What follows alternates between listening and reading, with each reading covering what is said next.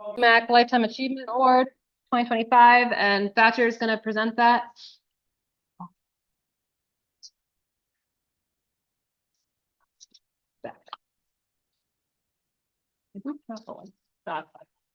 Okay, as many of you are aware, this year, or at least maybe some of you are, this year we're honoring Dr. Bradley J. Vieira. Dr. Vieira received his PhD in anthropology from the University of New Mexico in 1992, Go Lobos. He is currently an affiliated scholar at New Mexico State University and is a recipient of the 2019 New Mexico State Historic Preservation Award. Most recently, he was the Tribal Historic Preservation Officer at the Pueblo de San Alfonso. Over the past 40 years, most of his research has been conducted in the American Southwest. However, he has also worked in California, Washington, and Texas, as well as Mexico, France, Portugal, and Senegal.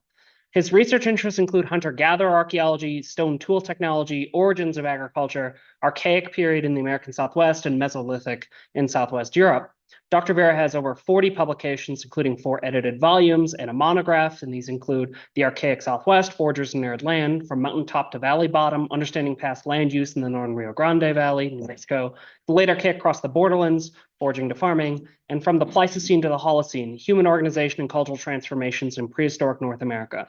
Most recently is his edited monograph, which this is the post that accompanies it, on the projectile points of New Mexico, 13,000 years of innovation, which is basically rewriting our entire understanding of projectile points and provides the first comprehensive projectile point guide for New Mexico and also adjacent states that covers projectile points from the Paleo-Indian through the historic period. It will be the primary work to cite going forward. Please welcome the honoree, Dr. Brad J. Vieira.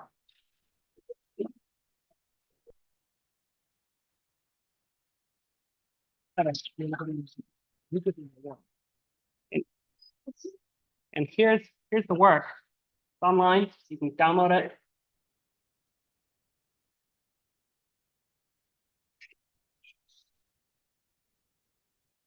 Brad Vieira.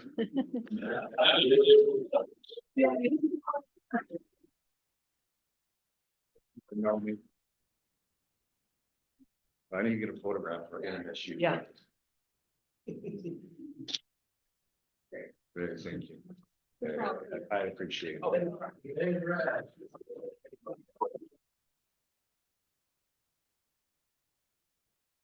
I'm sorry, I use a square trowel, but that's all right. These are good for sidewalls and cleaning up sidewalls. Hopefully everybody can hear me.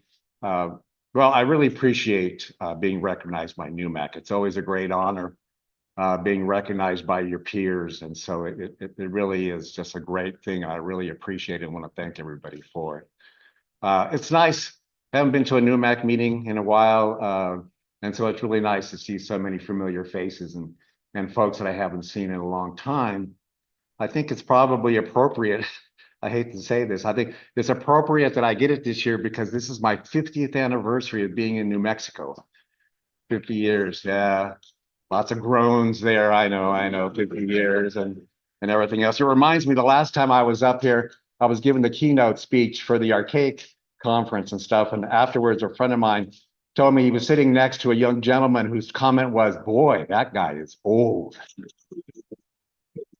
And no, the rumors of me working with Kidder and Guernsey in Northeast Arizona is not true. Not true. A little before my time there. I haven't been around that long, but it certainly is an honor. I came here from Chico State to work with Cynthia Irwin-Williams at both Salmon Ruins and on the Puerco project. There were other projects we worked on, but I worked with her for the first couple of years. And, you know, I think I lived in a tent all those couple of years and stuff, and it was fracking great. I mean, it was just the greatest time of my life coming out to New Mexico and working with Cynthia and learning so much about Southwestern archaeology. And she, of course, is the one who introduced me to the Archaic, which became my specialty, Archaic archaeology and hunter-gatherer archaeology, one way or another. I went on to get my MA and PhD here at UNM, working with Louis Benford and Lawrence Strauss and continuing my studies in hunter-gatherer archaeology and stuff. In the Southwest, and actually I did my dissertation in Portugal with the Mesolithic, Epipaleolithic there in Portugal to get my nose in the microlithic technology and away from bifacial technology, but still working with hunter-gatherer archaeology and stuff.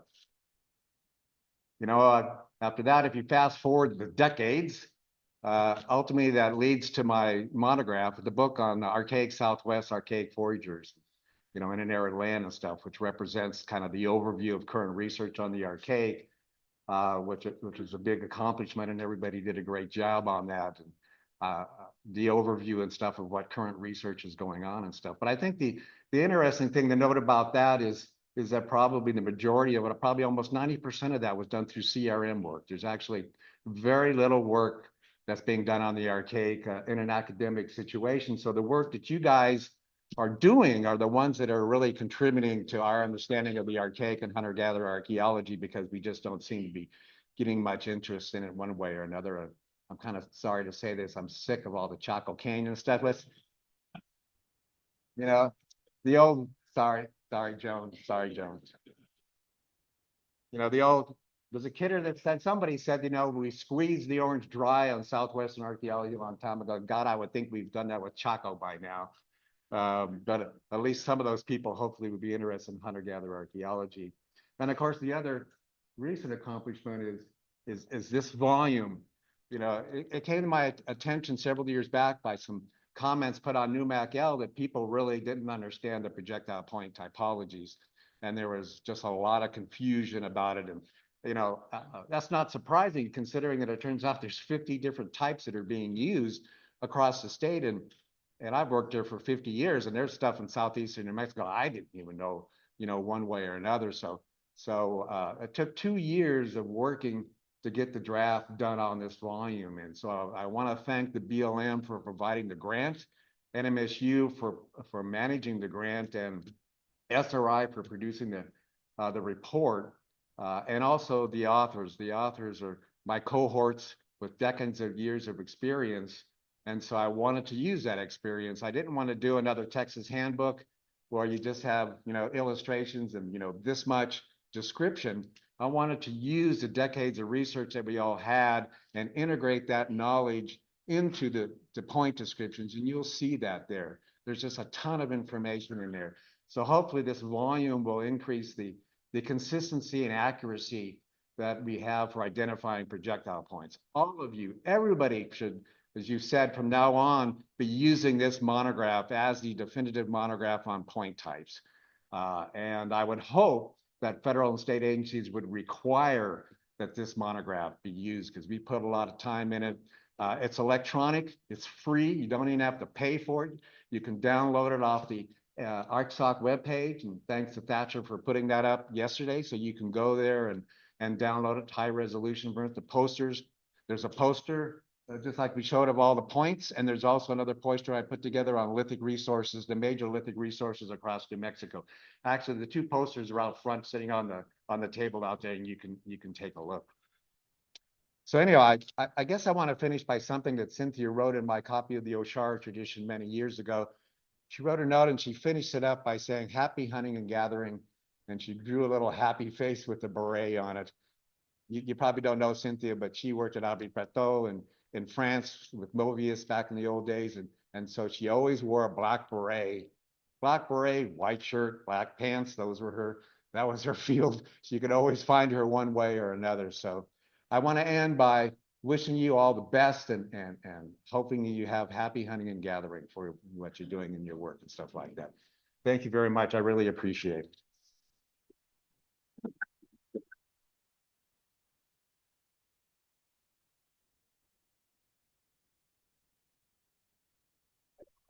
Too close. This is 1976 in Oregon, when I was young, and as one graduate student in my office up the lab looked at that and said, "What the hell is that, an Allman Brothers reunion party?" I told him, yes, we worked for Cynthia in the summer and we were the roadies for the Allman Brothers in the fall. But anyhow, that's me looking young in a tank top, all of us having hair, and some of us having long hair. There's Charlie. Charlie's not. There you have one. There's a bunch of so anyhow. Yeah, don't look too close.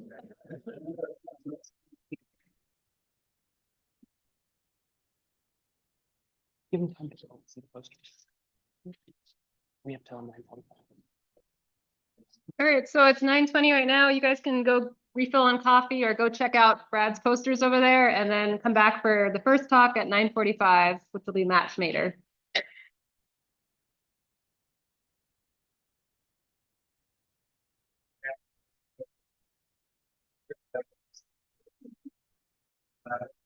And here is the other poster. Oh, there's the other poster. There's one.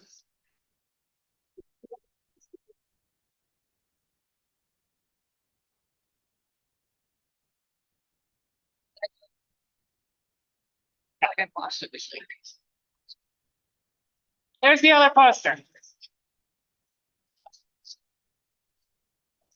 Oh, good job.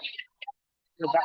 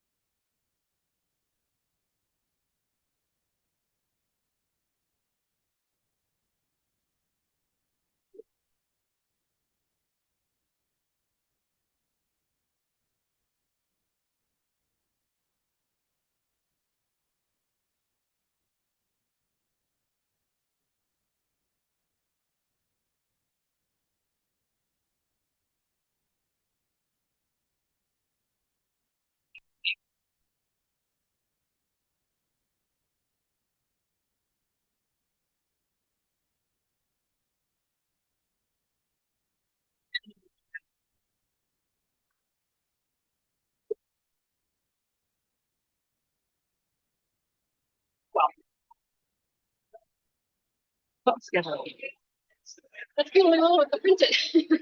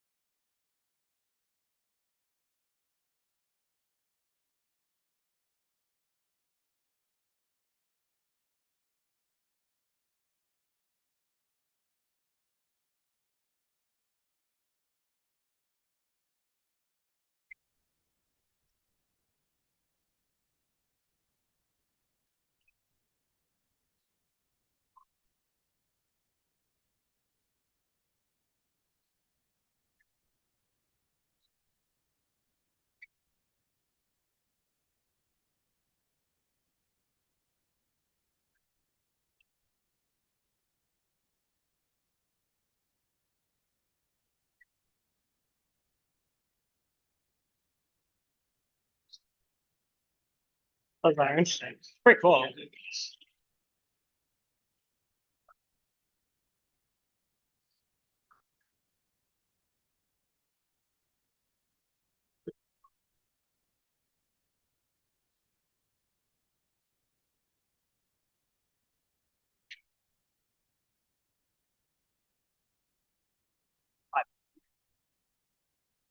You queue this up. Okay, we're all queued up. Got that.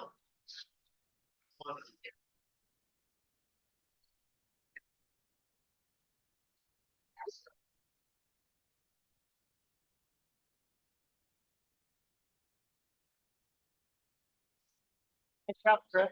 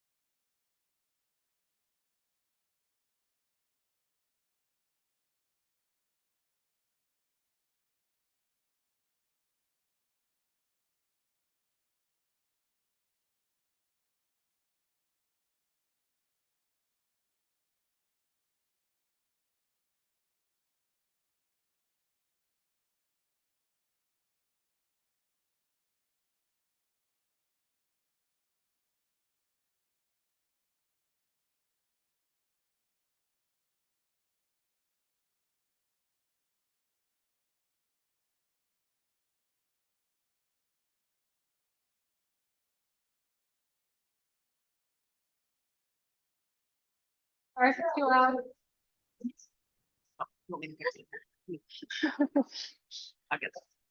So our first speaker unfortunately couldn't actually be here in person, but he recorded his talk and we're going to play it. It's entitled 4,000 Years Along the River, the Archaic to Ancestral Pueblo Transition in the Middle Rio Grande Valleys by Matt Schnader. And hopefully the audio is going to work. And good afternoon. I'm sorry I can't be there with you, but as the way things are going, I'll be lucky to even be back in the country by the time the conference is going on. Today, I want to present the results of a number of CRM projects that took place in the Rio Rancho area between 1988 and 2006, about almost 20 years. These projects covered over 4,500 acres, recorded hundreds of sites, had 125 sites subject to data recovery, and excavated 70 dwelling units or structures, 35 from the Archaic period and 35 from the early ancestral Pueblo period. The site density in some areas was very high. This example from Enchanted Hills shows very large site size, some sites exceeding 100 acres. And you can see that spaces between some of the sites is actually even smaller than the site areas themselves.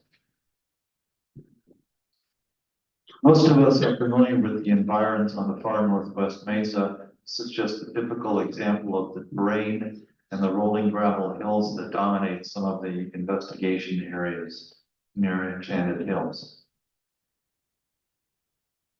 As we began to notice ash stains and road cuts in arroyo banks, we peeled them back and began to expose outlying ash stained areas that turned out to be the remnants of archaic structures. The earliest open air structures that we uncovered dated back to the San Jose period, about 3000 BC. These were small, shallow, bacon-shaped structures that were about 2 meters across.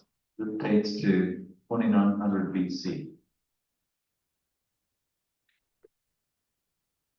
Another similar sized and shaped structure nearby in Enchanted Hills was this San Jose period archaic dwelling that dated to about 2500 BC. Similarly, a shallow basin-shaped structure dating to about 2500 BC or into the San Jose archaic period. We began to detect some changes that occurred after the San Jose period with the intensity and reoccupation of some sites and the first actual deposition of midden deposits and stratified sites occurring within the deposits of structures.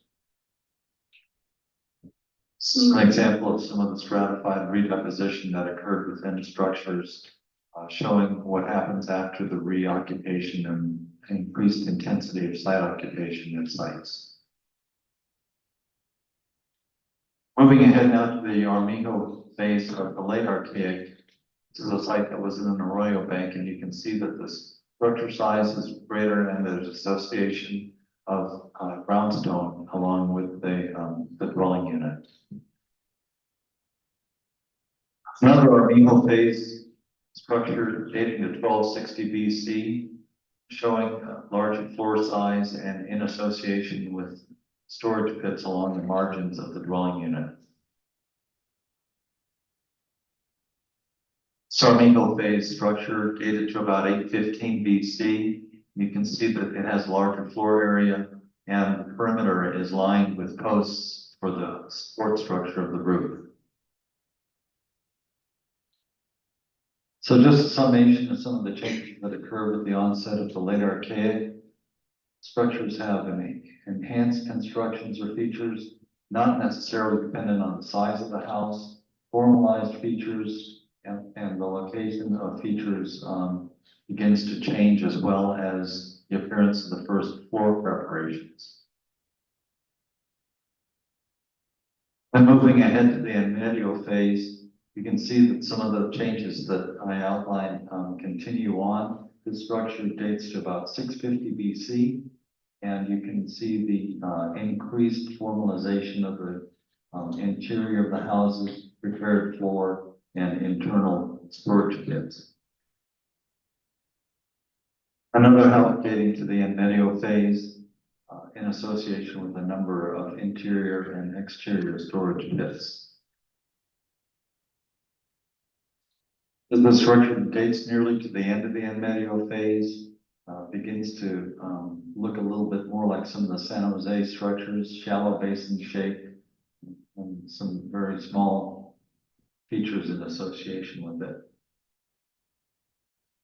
So as a general observation on trends during the later Archaic, the Armijo, and en medio phases, there is definitely increased settlement and subsistence intensity in the sense that there are now multiple structures at sites instead of just single ones.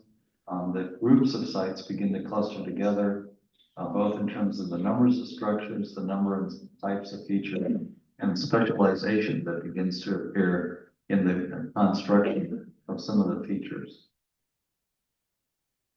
Toward the end of the en medio, you can see what I'm talking about, the reuse and reoccupation, the intensity of rebuilding that occurs with the numerous types of features that are now overlaid onto a single location. Visualization of site types on the landscape also is apparent with the appearance of what we would have to call site furniture, that is leaving large boulders on sites to be used as boulder metates for the preparation of seed grinding and other types of food gathering activity.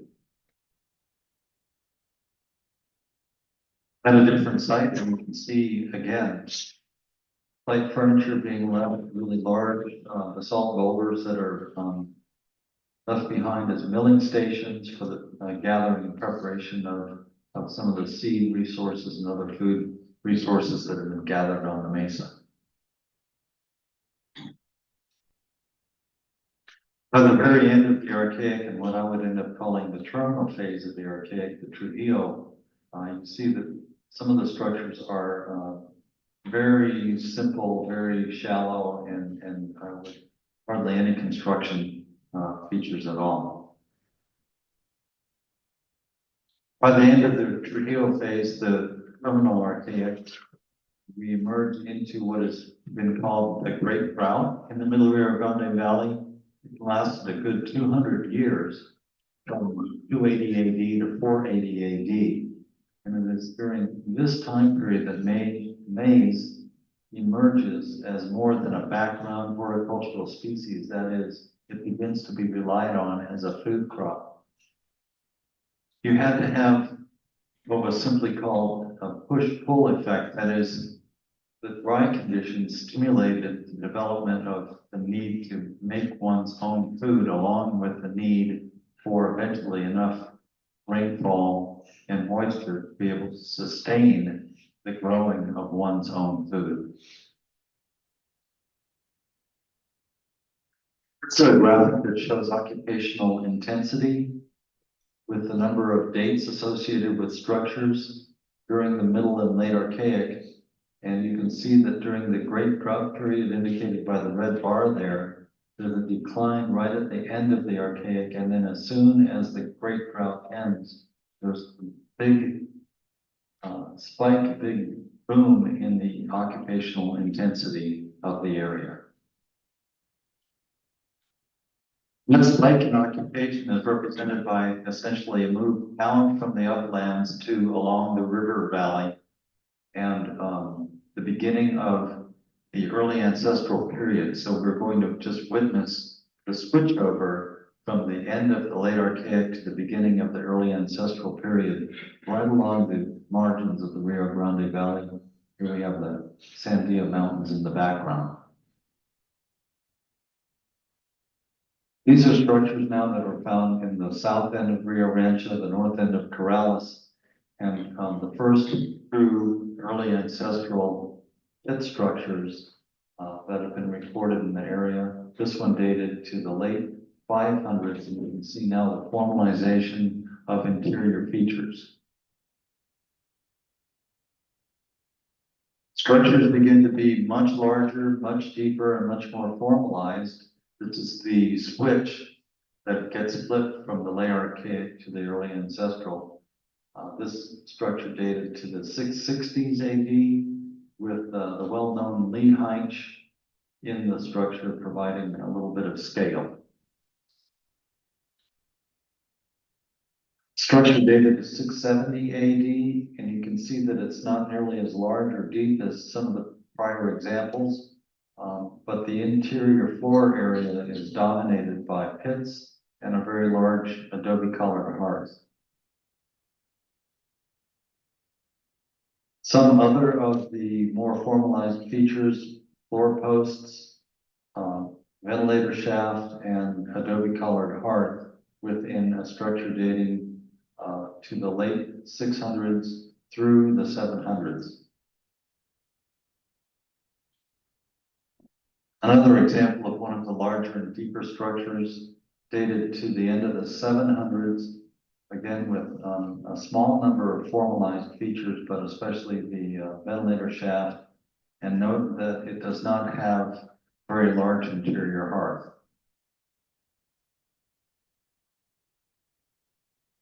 So one of the major trends that occurred with the beginning of the ancestral pueblo period is the appearance of the first domesticates. Domesticated plants and animals both occur at the same time and are found in macrobotanical remains, especially with the appearance of corn and beans, and also in the appearance of faunal remains, notably domestic dogs and turkeys. A chart that summarizes plant use over the period that we've been talking about, going back to about 2000 BC and up into the ancestral pueblo period.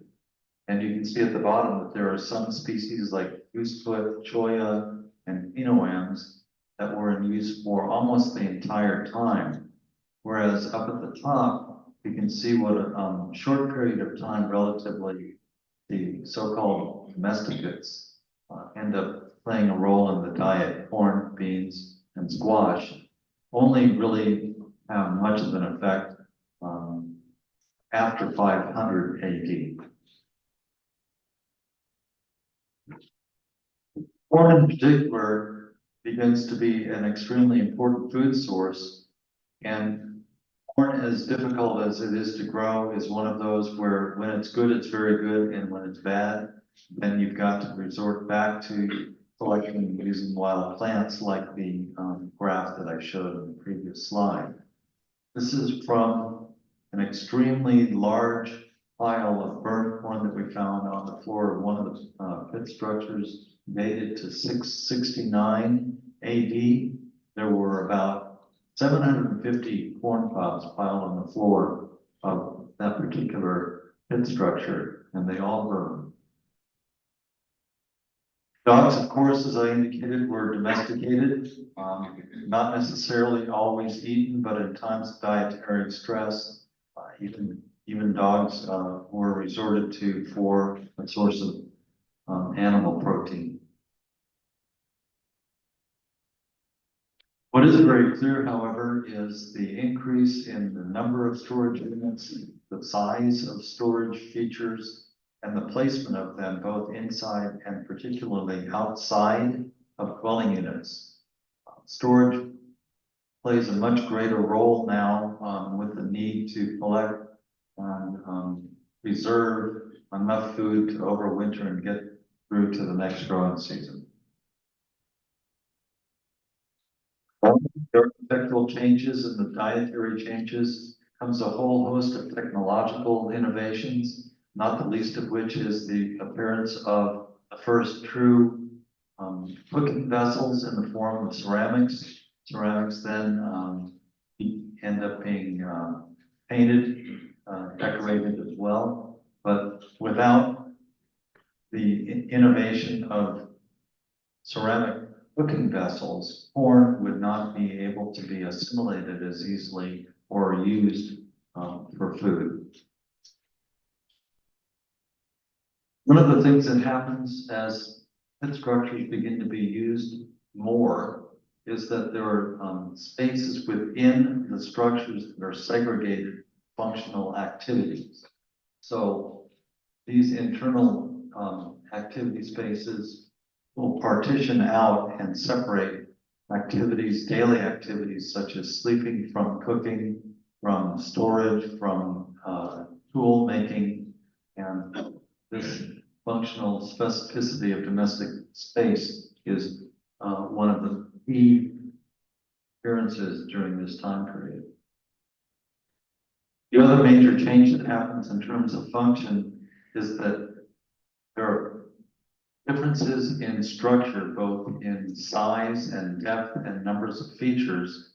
And so we would find small structures with numerous features, very well-constructed interior hearths nearby and in use at the same time as large, deep structures that hardly had any interior features and no real internal hearth. My conclusion on this was that small structures with numerous features were in fact kitchen facilities, and the large houses that were deeper without very many interior features were in fact used for sleeping primarily. Another change that begins to occur is landscape use. And with the functional specificity of sites themselves, you find that what happens is if agriculture is doing well, then population would stay along the river and near their crop growing areas. But dietary stress was frequent, crop failures were common, and in the case of the bottoming out of any of the food production, these ancestral Pueblo people would then go out onto the landscape, up into the uplands of the mesas, and resort back to hunting and foraging for food as a way to avoid a complete dietary crash. That strategy resulted in what I end up calling the outfitting of the landscape, that is, putting structures out all across the mesa in case crop failure occurs along the river valley and people need to move to other locations, other strategic locations for gathering more wild crop resources. This structure here was rebuilt and reoccupied several times far out onto the mesa away from the river valley. Finally, I want to end with Wendorf and Reed, which came out the month after I was born, so this is really ancient stuff. But I just don't really understand why it is that we continue to use Wendorf and Reed when, if you read their own words, they're relying on a chronology that they intend mostly for northern Rio Grande and for the San Juan Basin. Their conclusions are based on almost no archaeological evidence to speak of. And so by now, I would think with all of the work that we have done all together, that we might be able to actually propose some changes or renovations to some of the chronology. I favor a modified PICOS classification myself. And I have abandoned the use entirely of terms like coalition, developmental. I'm not sure who was coalescing from where to where or who was developing what and how. So I just simply stick to modified PICOS and end up calling it Ancestral Pueblo 1, no Roman numerals, Ancestral Pueblo 2, etc. Ancestral Pueblo 1 runs from the late 500s all the way to 900. Pueblo 2 is 900 to 1100, etc. And I think that this revision of Wendorf and Reed, or the modified PICOS classification, is something that we need to try to be looking at. I would be willing to take it on, but that's a whole other topic. But I thank you for your attention today.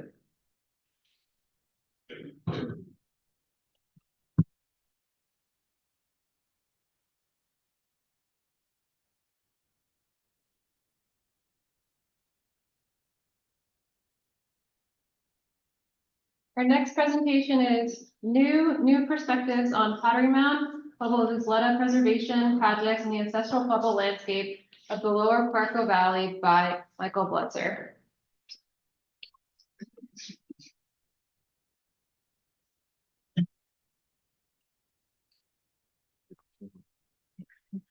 The arrow sport. Oh, okay. Yeah. And top is the Pointer? one. Yeah. Okay, thank you. Thank you. That I didn't even see. Yeah, the infrastructure problems. Good morning, everyone. My name is Michael Blitzer, and I work for Isleta Pueblo. As part of some of the projects we're doing for Isleta, I have the privilege and the curse to get to work at Pottery Mound a lot.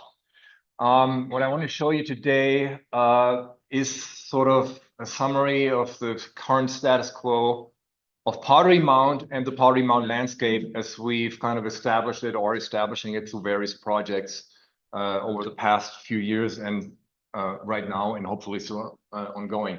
I stole the title from this book. Most of you have probably seen this. Came out in 2007.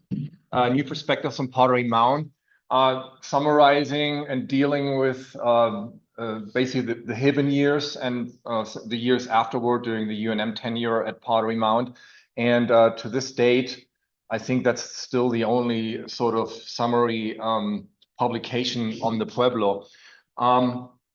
You will see some of the things that I'm going to be presenting here will change what was traditionally considered to have happened at Pottery Mound.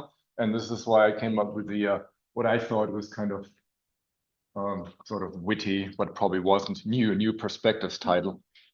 Anyway, so can't even read this. So in 2012, late 2012, Isleta acquired the Pueblo Pottery Mound from UNM. But prior to that, Isleta had acquired in 1997 this huge ranch just south of the Pueblo called Comanche Ranch. It has about 90,000 acres and it borders the Pueblo to the south. Now that Isleta holds the Pueblo and the land to the south, that has opened various opportunities to do a sort of landscape approach that previously was not possible like that. And with Isleta owning Comanche Ranch, there came various projects with it relating to ranch improvement projects, road maintenance, and all these sorts. And so for those projects, we've done archaeological clearance surveys. Also, of course, there's Pottery Mound itself. The site's in pretty bad shape, and Isleta has been trying ever since they got the site to get a project going to kind of save what's left of the site. This is still ongoing, and at this point, we're this close to actually getting to the project, but of course now the government's shut down. So that's kind of threw another wrench in it. So Pottery Mound aerial view is kind of like the top. It's right in here. So the prominent feature immediately visible is that huge oxbow lake that's kind of cut into the site area. So the main site is here. There is a small site, or called the annex, that's up in there, which is almost completely gone by now. So we're really only dealing with remnants of the Pueblo. And the erosion there is really out of control. When you go to the site today, it looks like a Swiss cheese. You really have to watch where you step, otherwise, you might fall through into a hidden erosion crack. But this is at the very far end of Comanche Ranch. When you look at this slide, up on top, right here is Pottery Mound. This is a project map for future future survey as in preparation for the stabilization of the site. But it also shows in purple the survey coverage of past surveys, most of which were done by Mike Marshall. So and we kind of took his survey polygons and put them on a map. You can kind of see they're kind of centered around the Pueblo, and then as you go out into the periphery, it kind of like peters out. But even some of the smaller surveys, like this linear thing along a fence line, you can see like the green dots are sites that we found. And within that, kind of limited survey coverage, to have these sites kind of leaves us wondering, okay, what's in the unsurveyed area? So at some point in the next 3 years, all of this is supposed to be surveyed, like full coverage. But that's the plan. What actually will happen, who knows? So I want to talk about 3 things. Basically, show you some of the sites that we have found away from Pottery Mound, how they may relate to Pottery Mound. Then about agricultural areas, which were discovered kind of by accident and in locations where we didn't think they were going to be. And then at the end about Pottery Mound itself. So this landscape of Pottery Mound is kind of slowly, at least based on this, is kind of slowly filling up. At the time of the 2007 volume, there was still a question, where did all these people come from? With the Western ceramics at Pottery Mound, there was the question, is there some sort of immigration, let's say from Hopi, or why are these people coalescing in this place? And as you look at this here now, these dots are all small kind of P2, P3 habitation sites or lithic scatters. And Pottery Mound itself has a P3 component in the underneath part of the Pueblo. So what you basically have here is a very small slice of what may be the P3 landscape around Pottery Mound. And as we map these sites, especially along the drainages here, it kind of begins to emerge as if that landscape was actually pretty densely populated during that time. And at some point around 1300, 1250, 1300, Pottery Mound just emerged as the main center there. The question is why? I mean, I guess location on the Puerco may have been convenient, but why in that location? When you go there today, you really wonder, how could anyone live there? It's just basically clay flat, hardly any vegetation. But anyway, so these sites, these small sites, I'm going to show you photos of some of them that are up in here in the upper drainages of Metate Arroyo. Look kind of like that, jacal, small jacal structures, like 2 to 4 rooms, overlooking drainages, like this one here. That's actually Metate Arroyo. Get some of the P3 pottery that's out there, and that's kind of what you see. Those sites are left. Then there are others that kind of look a little more substantial, like jacal with maybe a masonry component to them. And these sites, they go into the very early Western sort of glazeware tradition. And then also you have more substantial sites. Again, same time period. Getting into more like and there's actually, that one has Hopi, also has Hopi yellowware on it. So get more Hopi tradewares. Getting more substantial in terms of architecture. And this one is kind of up in the upper drainage, and that's a full-sized masonry Pueblo with about 4 or 5 rooms. So this is sort of like the landscape, the P3 site landscape as we understand it right now around Pottery Mound in the upper drainages. When we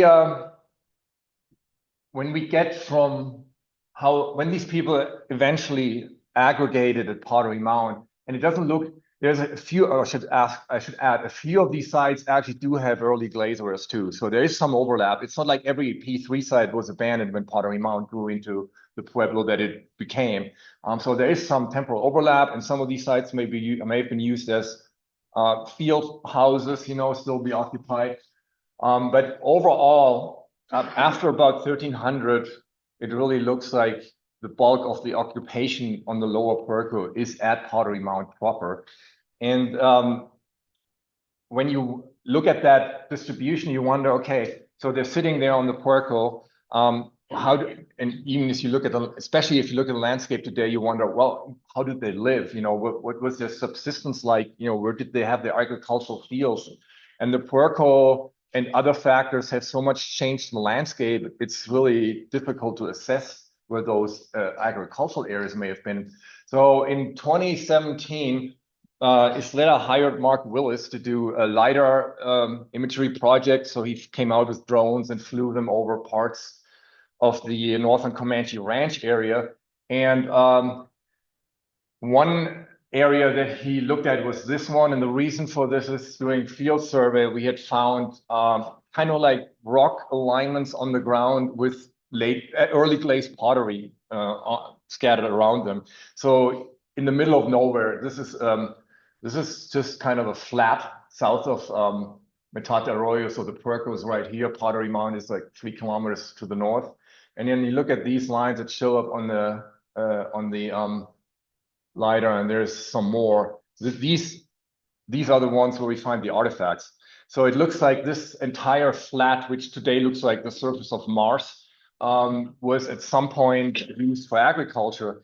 On the regional map, this is down here, and there are other areas in these polygons that look like that too. So over a stretch about 2.5 to 3 kilometers south of the Pueblo, it seems like that whole landscape was really filled with agricultural fields, and not just like little grid gardens, but pretty long, kind of tennis court sized parcels all over the landscape. And there's probably more closer to the Pueblo, but as you get north, there's a lot of sand dunes in this area, and the field borders, these cobble alignments and the artifacts kind of disappear under the sand dunes.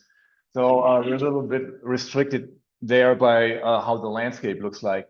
So that was one surprise discovery during those projects. The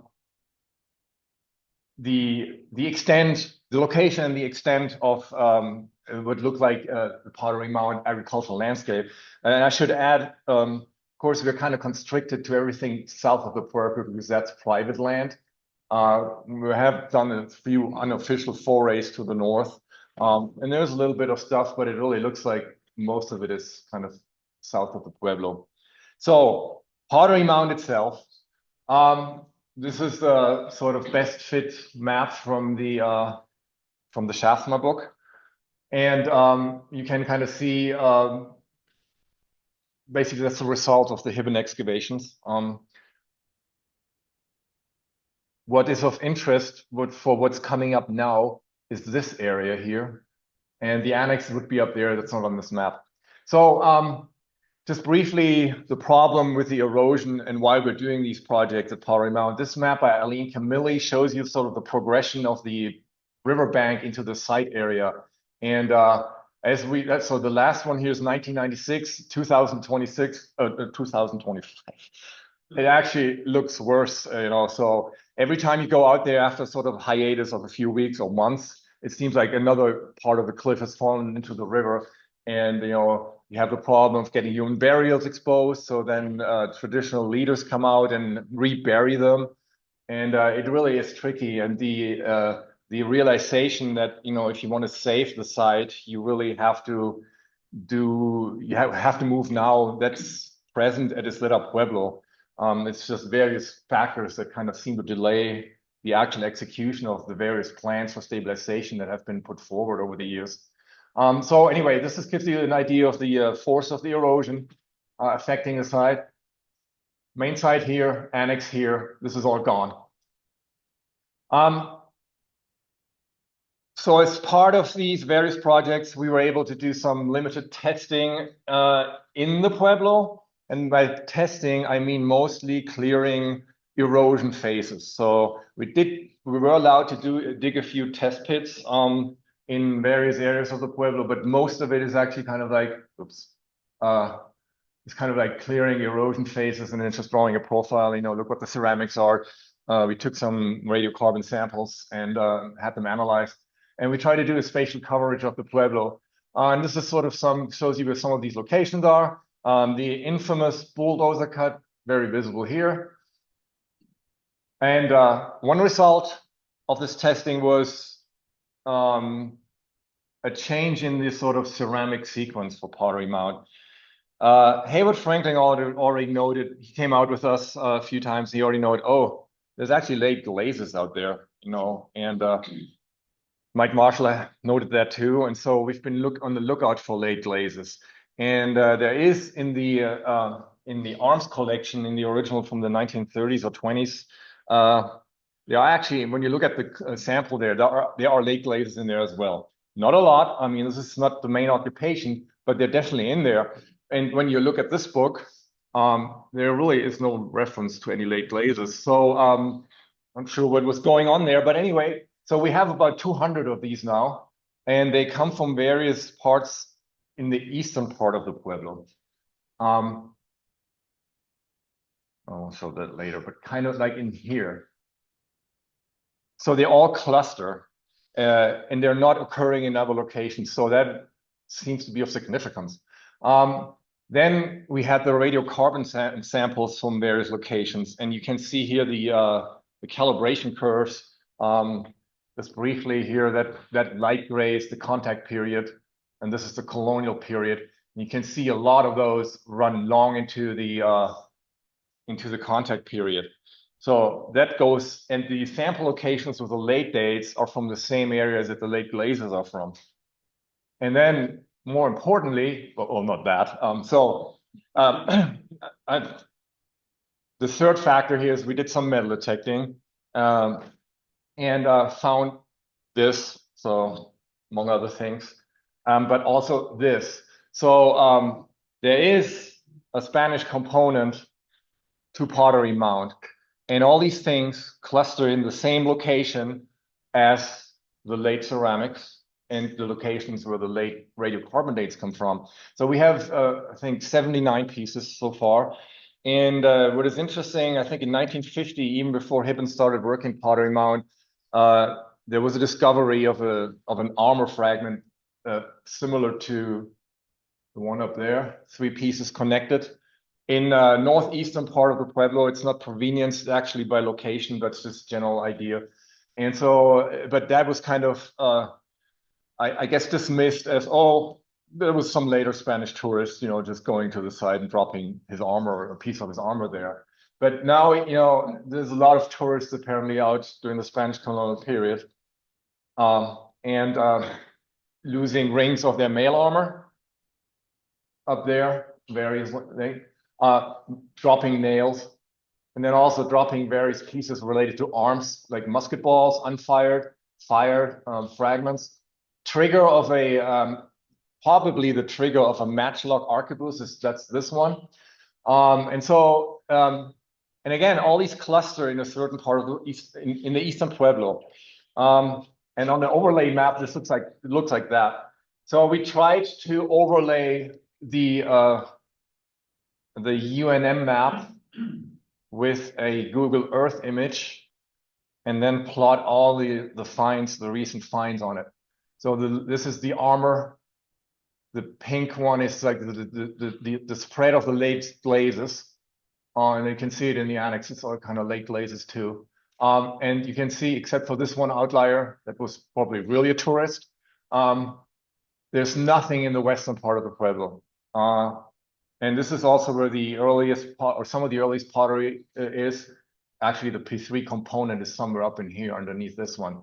But what I want to show here is, so this area C here, that's what Hibben called it, and the eastern part of it was very likely occupied at least in 1540. This is where, when the Spanish came through, whoever they were, I'm personally inclined to think it was someone from the Coronado expedition, but could also have been maybe one from 1581 Chamuscado, or the 1582 Espejo expedition, or even like the Leyva expedition could have gone through there. So basically, these are the material traces of where they were. And remember, remember earlier, I kind of said this is all gone now. It looks at on early aerial images from the 50s, when this was not eroded yet. It looked like a vast open space between this part of the Pueblo and this part of the Pueblo. And I have a feeling this would have been a really nice camping spot for any Spanish expedition that came through. What the Spanish were doing out there, we can't really tell. I mean, is this a battle or some sort of unfriendly encounter? Probably not as such. You can snag a link of your mail armor really easily. and we only have 5 musket balls. We also don't really have any diagnostic metals except for one nail, a bifaceted nail that is usually associated with the Coronado expedition. But on the East Coast, these nails run into the 1560s. And since no one has ever seen an Oñate or Chamuscado campsite, we don't know what kind of nails they had. So in terms of diagnostics, it's not entirely clear who these people were, what they were doing there. But definitely the occupation of Pottery Mound goes into the contact period at least. Not as extensive, obviously, as the height of the Pueblo in the 1400s, but still kind of in that area, residual occupation. Yeah, and that's the sort of the current status quo at Pottery Mound. Thank you.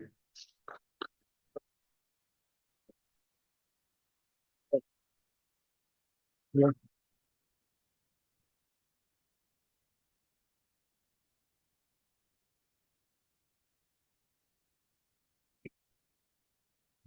Perfect.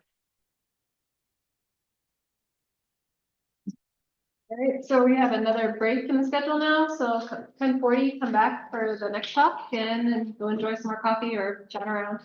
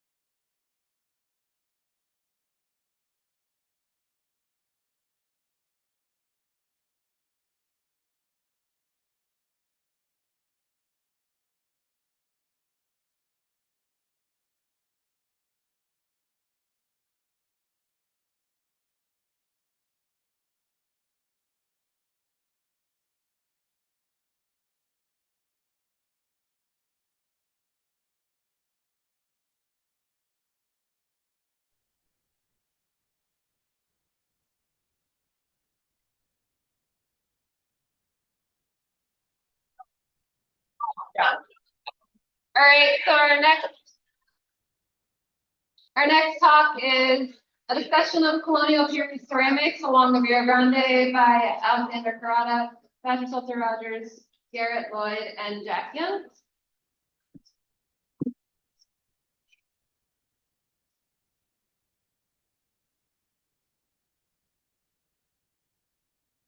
Thank you. I guess I'll speak to the microphone so you guys can better understand my Czechoslovakian accent. So this paper will be providing a discussion of colonial era ceramics that oftentimes are kind of misunderstood. Their manufacture, what their appearance, function, possibly, and maybe like, a cultural origin. We don't necessarily will be providing a solution to it, but it's more of a discussion where we stand as of today. Maybe could be a potentially opportunity to do a research, maybe a future study by UNM students or others. There's a lot of potential here. And so we'll be discussing ceramics, I think the utility wares, casitas series ceramics, some of the Pueblo one, polychromes, and at the end we'll also offer a little kind of a treat. Here we found a rare Mexican maiolica at one of the sites that we'll be discussing the ceramics from. So for the casita series of ceramics, the previous research on the pottery was done by Herbert Dick, who described the casitas red and brown back in the 1968. And so the pottery is described, you have this kind of a red slip along the interior or exterior of band, and then there's a variety of synonyms to it: manzano thin, red on buff, paint red, brickware, modern painted ware, plain red, casitas red on tan, and so even in others. So significant research was presented also on the casita series ceramics by Alan Ferg from Las Huertas Cañon in near Placitas, where he described some of these unusual vessels, even the casitas polychrome. The estimated date range for the pottery is around 1750 to 1900. Then, of course, Charlie Carrillo published his dissertation and a book on the Hispanic New Mexican ceramics in 1997. So where he also presents a quite unusual red banded ceramics. I actually had a chance to see these. These are actually at the Maxwell Museum archived. So there are a couple of models of interpreting the origin of this pottery, whether it's casita series or the utility wares. So the first model suggests that the pottery was made or used by Spanish colonists as well as Native Americans living with the Spanish. And so, for example, the non-native painted vessel forms such as small bowls, soup plates, or cups, as well as unpainted vessels such as these vessels conform to Native American, but their size and large quantities do not support a trading. So then the second model for the interpretation of the origin of these pottery is that they were made by Pueblo people. And so the argument for that is that they are similar in paste, temper, slip, color, as well as the mode of execution. So here's a map of sites with casita series, these red banded ceramics along the Rio Grande. So as you can see that the most dense or the densiest concentration is in the Albuquerque Basin all the way up to Santa Fe. Common sites that produce quite a bit of ceramics like there is Las Casitas Viejas. Recently, Hayward Franklin published an article in Pottery Southwest on these casitas ceramics. Other kind of known sites in the area.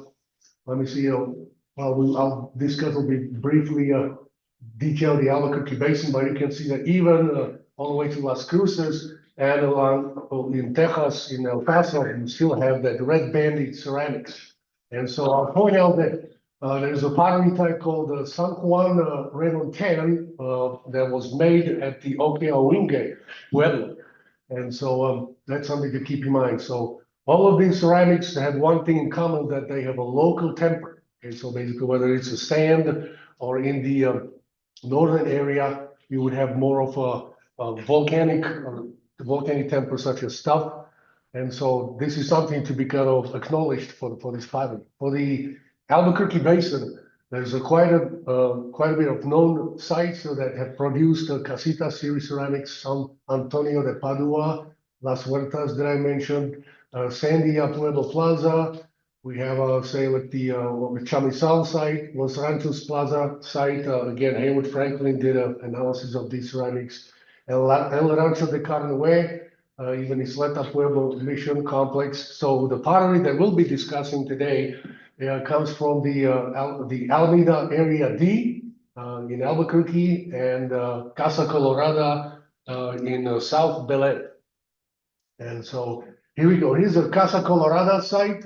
It's basically in the town of Casa Colorada, south of Belen. It's located on the east side of Acequia Madre. It is here's the limits of the site.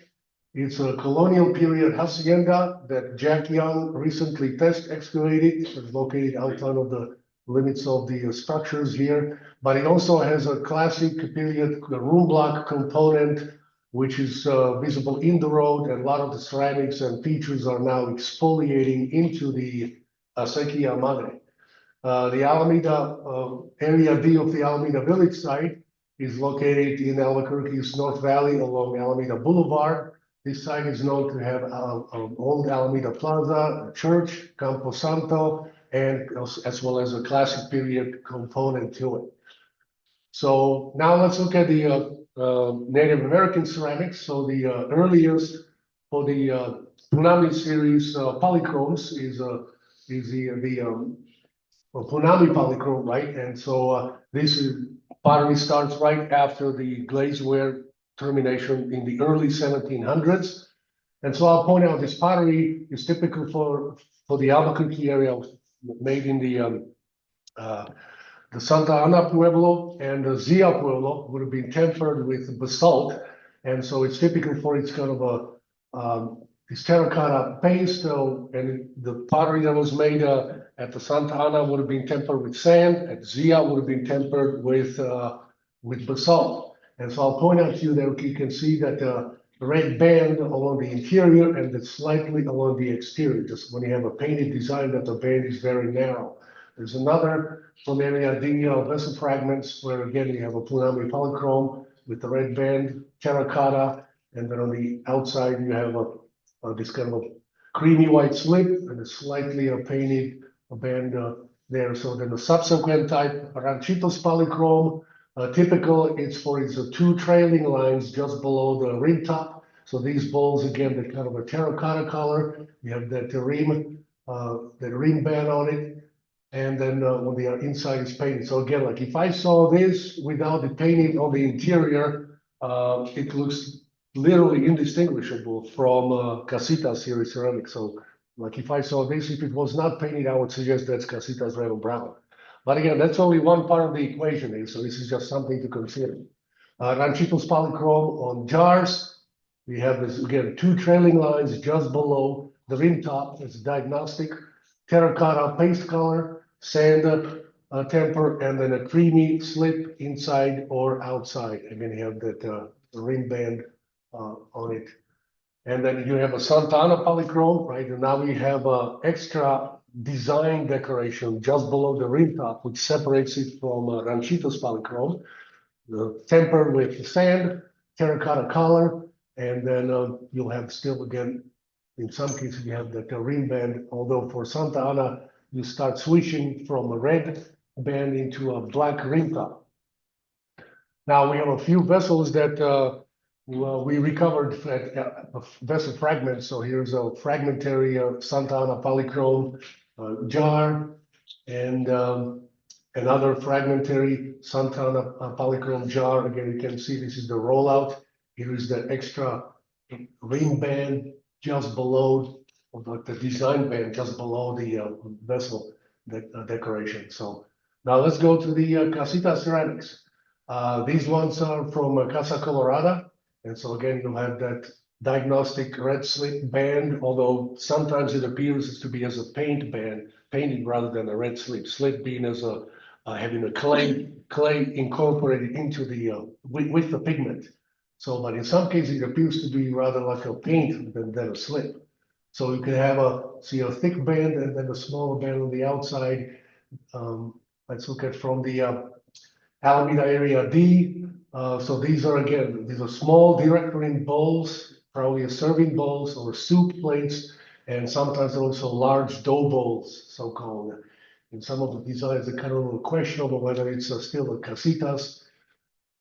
We have defined this kind of a tentative subtypes. This is casitas red and brown smudged, where you can have a red rim band and then smudged and slightly polished on the interior and exterior.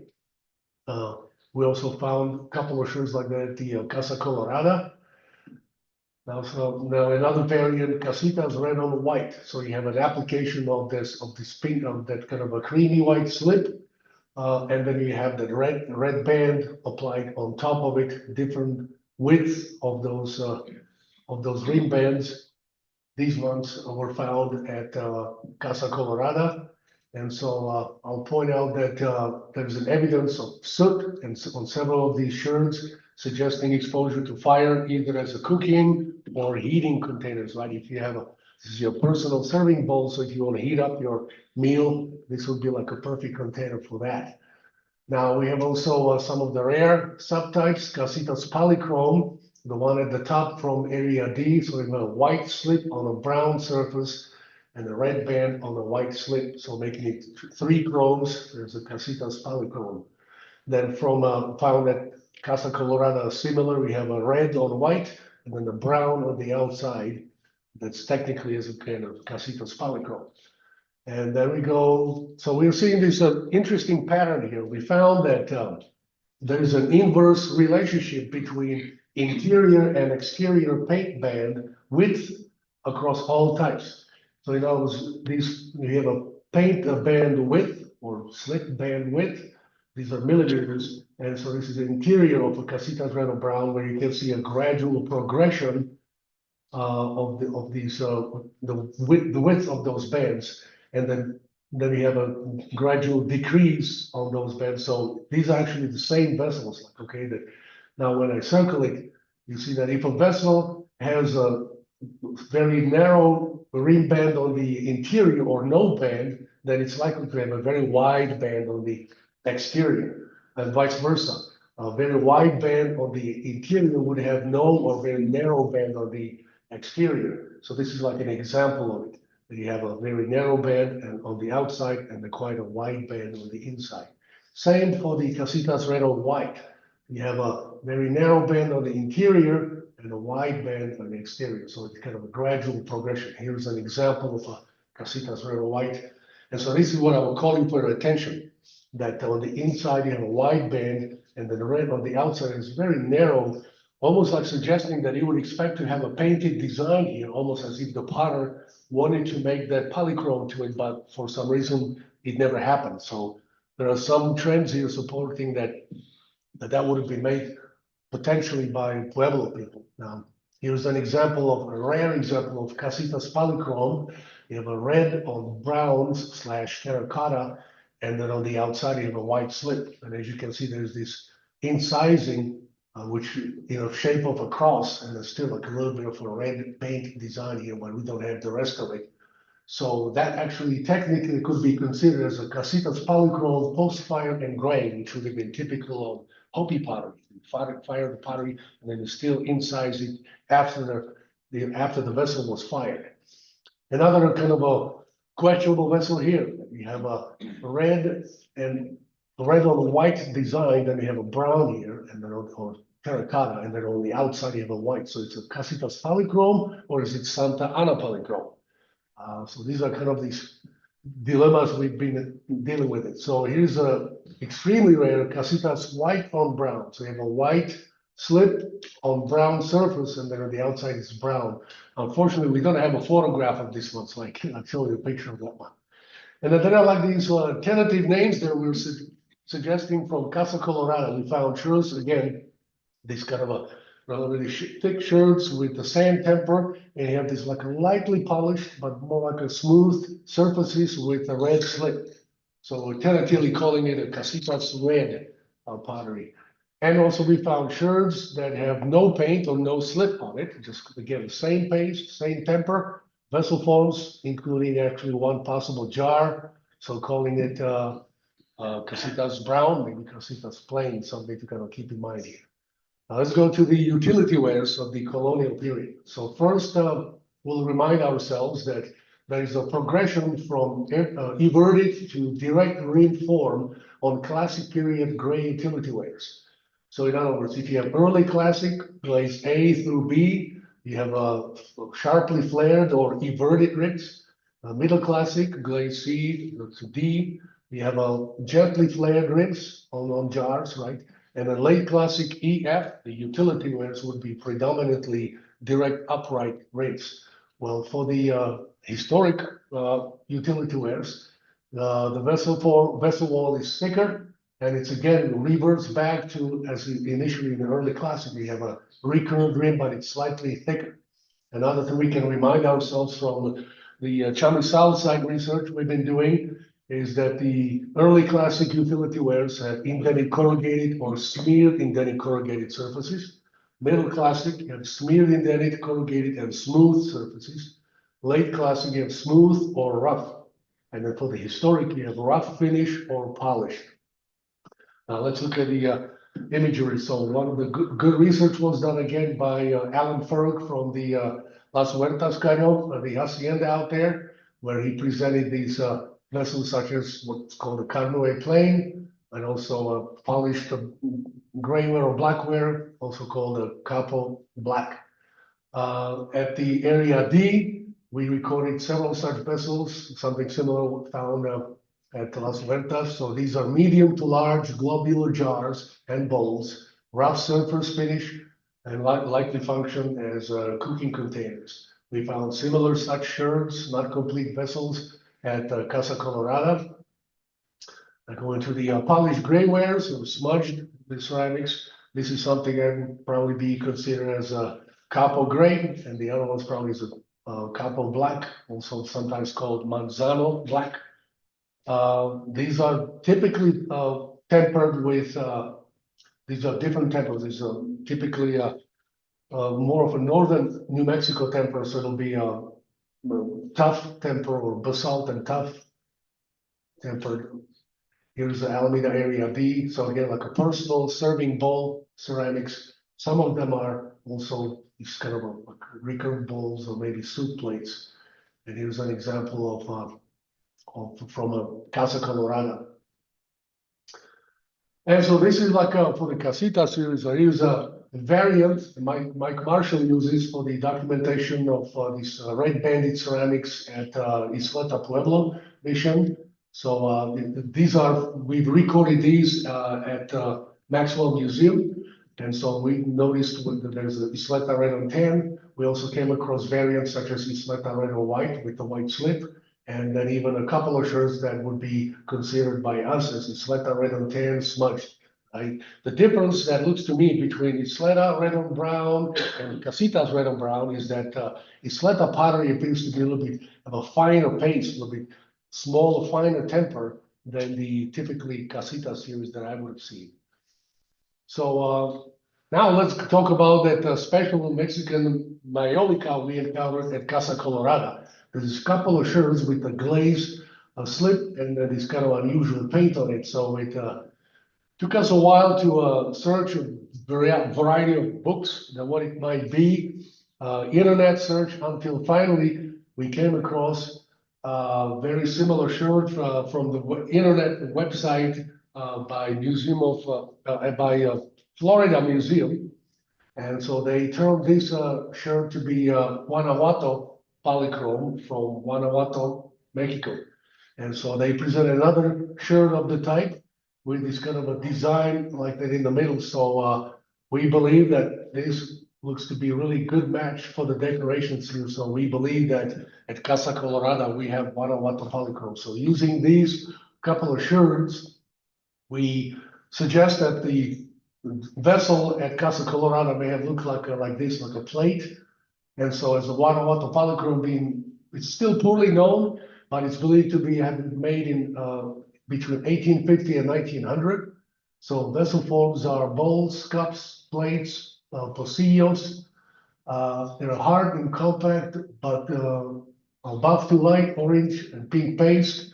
Most often a thick off-white background enamel with designs usually painted in orange and green. Sometimes it's like a blue tint to it. So now I'm gonna use a map from Gavin and colleagues publication Ceramica y Cultura, where they use a map of the location of the Camino Real, which is likely how that vessel would have made it all the way to Casa Colorada. So you have a Belen up here to south of Santa Fe. You have Guanajuato in Estado Guanajuato, Mexico. And here's the described route. I'm also borrowing an image of these wagon trains that Trevor Clute recently published when he documented did like a research on the limits of Camino Real in New Mexico. And so this is what it would have looked like, the people traveling from Guanajuato to New Mexico. We know that the route is about 1,600 miles. And on average, they would have covered 9 to 10 miles per day, which is a 6-month journey to cover the area. So now the last picture I'm showing is, maybe some of you are familiar with it. This is the Via de Santa Fe map made in 1776, also called the Mapa de Nueva Mexico, which recently, about a month ago, FBI returned to the country of Mexico because it was stolen in a library, I believe, in Mexico City. And so they returned it. But what is really interesting is that you can see north is here, south, west, east. So you can identify based on these roads here, that is Santa Fe, Albuquerque, Belen, and then Casa Colorada. So we can imagine some people would be using maps, something like this, to come up to the Albuquerque Basin, bring in goods such as the Guanajuato polychrome. All right, enough of that. So I will then just return back to the colonial period ceramics. Here, so more detailed analyses are needed, especially petrographic and NAA neutron activation, to maybe better understand the location of manufacture of this pottery. But Casita series ceramics appear oftentimes indistinguishable from historic matte paint polychromes. And also, we also need a better dating. I will point out that Charlie Carrillo's ceramics he recorded show unusual freckles on the interior, as well as these very unusual painted design, these scrolls that are atypical to Pueblo designs. So we believe that these are likely more of a European design origin. So there's a lot more to be done. Feel free to ask once we have an opportunity to discuss and any questions about it. And I will then leave you with the acknowledgements if I can do it. So thank you.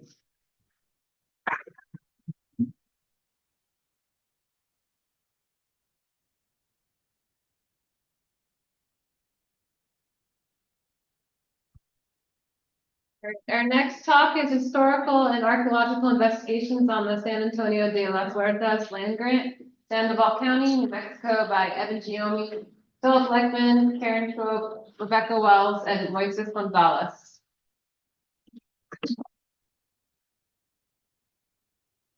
Hi, everybody.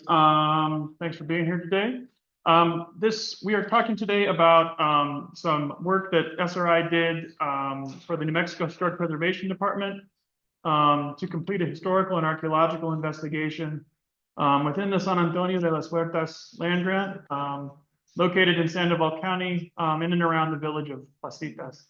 The HPD developed this project with support, in collaboration with the land grant, with support from an allocation from the New Mexico State Legislature. We wanted to just lead with our thanks and acknowledgements, and in particular acknowledge those members of the land grant community that collaborated with us. And also I should mention that this project was funded by an allocation from the state legislature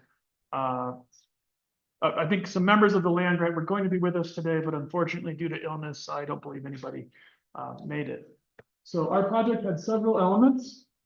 First, there was a cultural resource intensive inventory survey of lands owned by the land grant.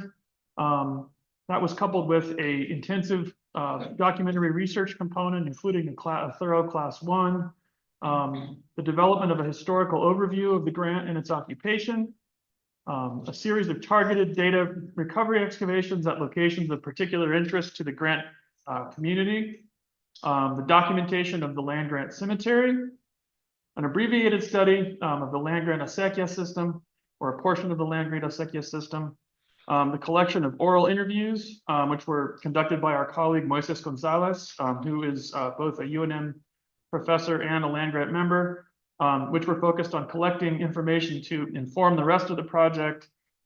Specifically, those interviews focused on collecting firsthand information about the cemeteries and the acequia system, to inform the historical elements to be presented in the interpretive signage that we developed, and to explore local preferences regarding that signage. We also used information from those interviews throughout the rest of the project reports and the public interpretive materials. So I'll talk a little bit about the pre-contact and contact period occupation of the grant. In order to provide a broader context for our work, our project included both an intensive pedestrian survey of about 200 acres, including 160 acres owned directly by the grant, and an additional 30 acres that were privately held by grant members, as well as a class 1 review of areas within 500 meters of the entire grant boundary.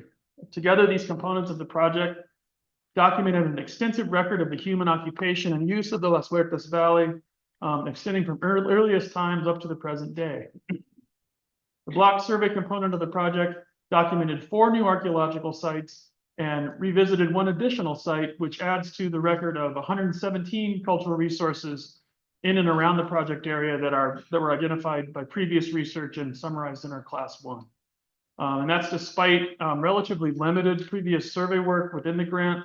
Only about 11% of the grant had been surveyed at the time that we did our research.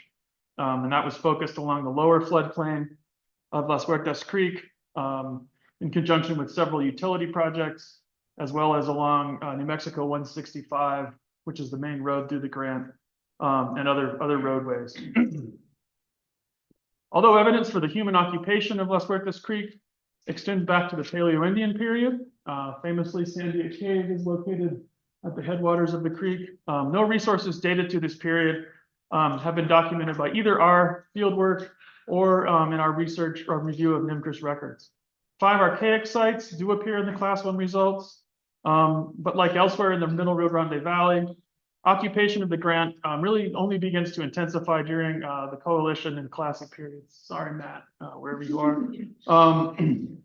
A large majority of the ancestral Puebloan sites documented by the class 1, that's 40 out of the 56 sites that were in our class 1 results, date to the classic period, as do 4 of the 5 sites identified or investigated by our pedestrian survey. Interestingly, dates based on ceramic types suggest that many of the Rio Grande classic sites within the grant were occupied into the period of Spanish entradas and initial Spanish colonization. At least 22 of the reported Rio Grande classic sites in the grant were apparently occupied into the 17th century, and at least 9 sites are associated with ceramics indicating an occupation into the 1700s. While determinations of cultural affiliation are difficult to make based on surface features, and Rio Grande glazewares and Puebloan ceramics were both widely used by Hispano and Pueblo people during the 17th century, at least 5 sites with evidence for 17th century occupation were interpreted by the recorders as potentially providing evidence for both Pueblo and Hispano occupation on the basis of either architectural evidence, like larger rooms, or artifacts like European manufactured ceramics or metal. Although 3 ancestral Puebloan artifact scatters without associated features were noted, a large majority of the classic period sites within the grant contain at least 1 feature. Rubble mounds interpreted as the remains of collapsed masonry or adobe room blocks or field houses are by far the most common feature type, with at least 24 sites, including the remains of one or more room blocks. Most room blocks are small with fewer than 10 reported rooms. There's only one site within the grant that includes a larger room block of 15 to 20 rooms. Other feature types present include rock alignments, rock piles, and other features related to agriculture, and circular depressions interpreted as possible buried pit houses or kivas. Two large petroglyph sites containing numerous images stylistically consistent with classic period Middle Rio Grande rock art have also been recorded within the grant. On the whole, the distribution of Pueblo IV and Rio Grande classic period sites within the San Antonio de las Huertas grant suggests the occupation of a widespread agricultural landscape, with small room blocks representing dispersed field houses or farmsteads, agriculture features and other sites concentrated along Las Huertas Creek, in the vicinity of springs and small drainages along the southern edge of the grant, and anywhere else on the landscape where farming might have been possible. Elsewhere, artifact scatters indicate lithic procurement locations and other logistical sites, while the two petroglyph sites mentioned above occupy prominent rock outcrops. While similar settlement patterns are quite common during the late pre-contact period, they are most often situated in close proximity to large aggregated Pueblo villages. No larger Pueblo sites are known from the Placitas vicinity, however, or elsewhere along Las Huertas Creek. Although several large communities, large contemporary communities were present during the late pre-contact and early Spanish colonial periods in the vicinity of San Felipe, Santa Ana, and the now unoccupied site of Ponque, all of these villages are more than 5 kilometers away from the outer boundaries of the San Antonio de las Huertas grant. The extensive Pueblo IV late pre-contact habitation within the grant may represent outlying farming settlements used by people affiliated with one or more of these larger communities, attracted by the availability of water from the creek and local springs, or they might have been inhabited by people who, for whatever reason, chose to live in dispersed, smaller communities rather than in large aggregated pueblos. Jeremy Kulishek has documented the increasing use of small dispersed agricultural settlements in late pre-contact and early colonial period habitations of the Jemez Mountains, and has argued that this could have been a strategy by which Pueblo people avoided incorporation into the mission system imposed by Franciscan friars during the 17th century. Recently, Hayward Franklin has suggested a number of small Pueblo IV settlements located in the Sandia foothills may also have served as refuges for Pueblo people, attempting to avoid interactions with Spanish settlers and conquistadors during the early part of the colonial period. Just to talk about the beginnings of the grant, regional mining began in the early 18th century, exploiting gold, silver, lead, copper, and mercury. In 1765, Juan Gutierrez of Bernalillo settled in the Las Huertas Valley with 8 other families. He filed a petition to colonial governor Tomas Velez Gachupin for a community land grant, stating that the land contained sufficient resources to support the petitioners. The grant was approved in 1768 with the proviso that grantees would construct a fortified plaza and common corral. The land grant settlers were of Spanish and Native American descent, Indo-Hispanos, including mestizos, genízaros, and coyotes. The village of San Jose de las Huertas, about 2 miles north of modern-day Placitas, was established as the original main settlement of the grant. Evidence indicates that Spanish authorities had ulterior motives in confirming this land grant, namely that it would serve as a buffer against Navajo, Comanche, Kiowa, and Apache raids for settlements at Santa Fe, Santa Cruz, and Albuquerque. However, life on the grant continued mostly peacefully for some 60 years, during which trade thrived between settlers and pueblos, other Native American tribes, and settlers from other villages. Still, Navajo raiding parties posed a threat to stock, food, and individual safety.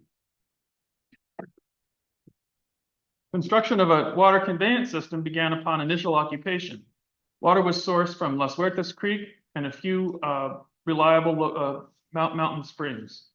Community members planted and maintained fruit trees, grapevines, corn, wheat, beans, squash, onions, chili, cotton, and tobacco.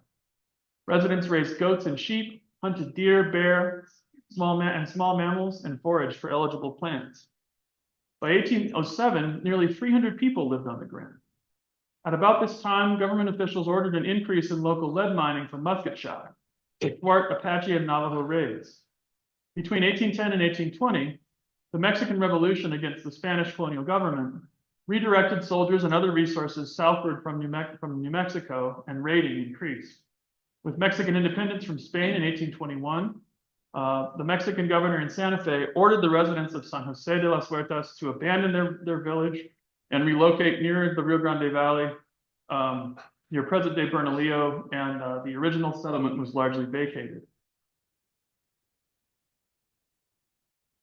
Between 1830 and 1835, residents began to return to the land grant, and by 1843, 16 families descended from the original 21 grant applicants lived on the grant. After unsuccessful petitions for title in 1854 and again in 1881, a portion of the original grant was eventually confirmed in 1891, when approximately 5 people lived on the grant. In 1908, the grant was patented. By the 1930s, about 75 families held water rights on the grant, working cooperatively for purposes of irrigation, harvesting, and construction. In about 1933, however, the old ways of living by subsistence and trade began to change when young village men gained employment with the Civilian Conservation Corps. The community acequia system formed the land was formed in 1942 when the land grant formed an acequia association under New Mexico law, although of course the system itself was much earlier than that. At this time, acequia water was used for both irrigation and for general domestic use. The map you see here was developed by SRI based on historical maps and modern high-resolution aerial imagery. Within this broader system, we physically documented approximately 0.71 or 0.71 linear miles, or about 1.14 kilometers of the larger acequia system, including all pertinent features, as a ground truthing documentation for comparison with this digital map. And we developed a comprehensive set of oral interview questions regarding the acequia system. Geospatial data were collected during ground truthing of the ditch segments, GPS data. 13 documented acequia segments included earthen ditches lined with stone, concrete, and brick. A total of 36 associated features included culverts, sluice gates, a faucet, a concrete weir, springs, tanks, retention ponds, drains, seeps, retaining walls, dams, and berms. Together, the features we documented testified to both the land grant community's long and continuing efforts to maintain and improve their acequia system, but also to the formidable challenges faced by the users of this upland spring-fed system, challenges common to many upland acequia systems throughout the Sandias, Manzanos, and elsewhere in the Middle Rio Grande Valley. This map also depicts the dramatically reduced areas that were under cultivation in 2023 compared to 1935, as land grant residents increasingly sought work outside the community, and new arrivals repurposed former agricultural lands for residential use. Despite this diminished agricultural footprint, the oral interviews conducted for the project illustrate the many ways in which the acequia system remains a critical element of community identity and traditional culture, with continued use by land grant members to convey communal water resources. Annual cleaning of the ditch system, in particular, remains a practical and meaningful community activity and is a focus of contemporary grant activities.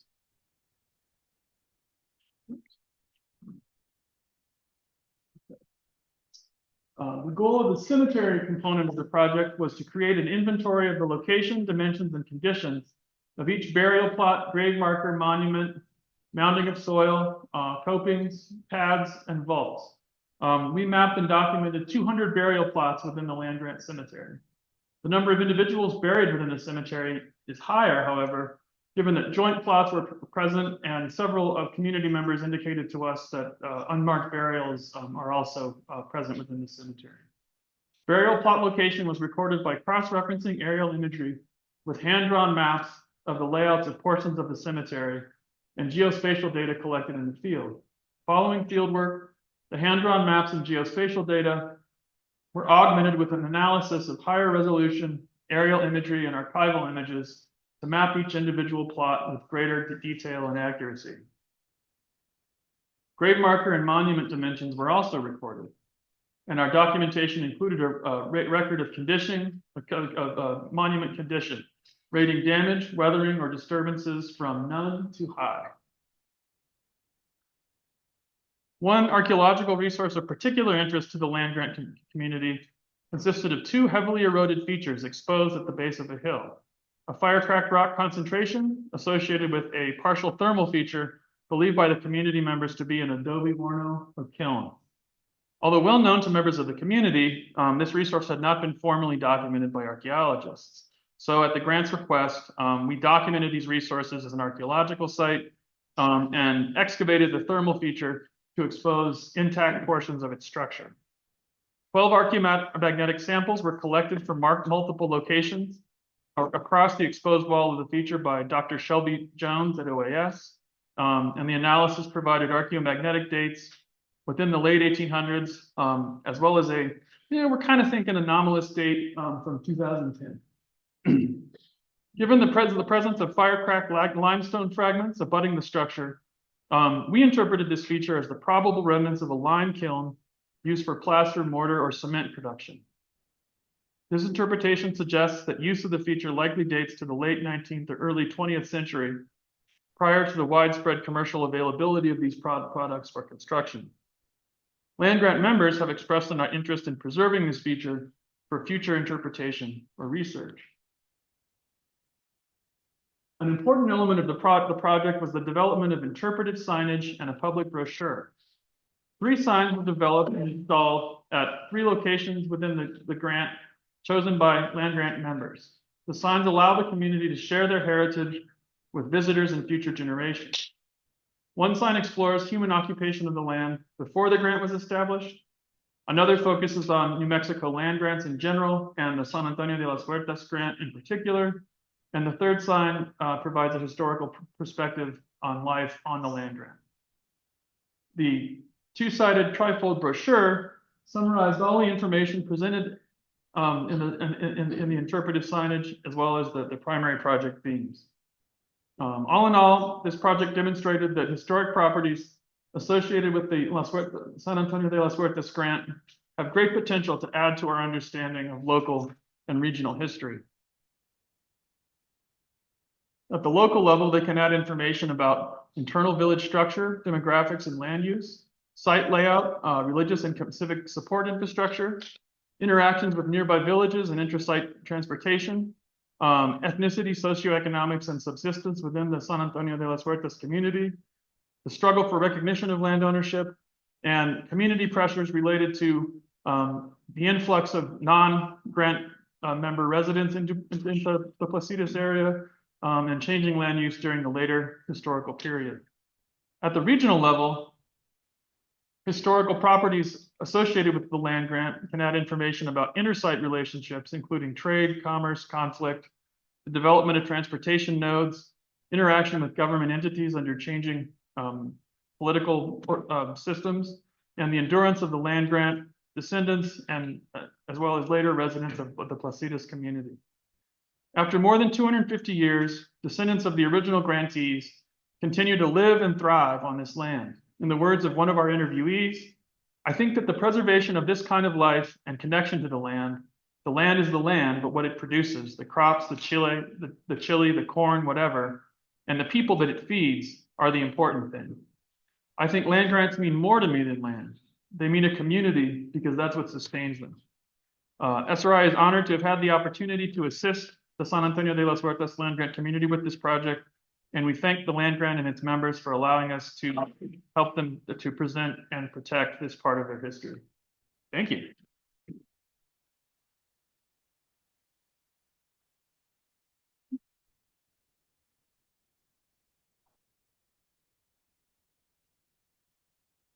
So next we have a Q&A for the morning speakers. So I don't, if anyone has any questions, and if any of the speakers want to come back up here so we can answer those questions.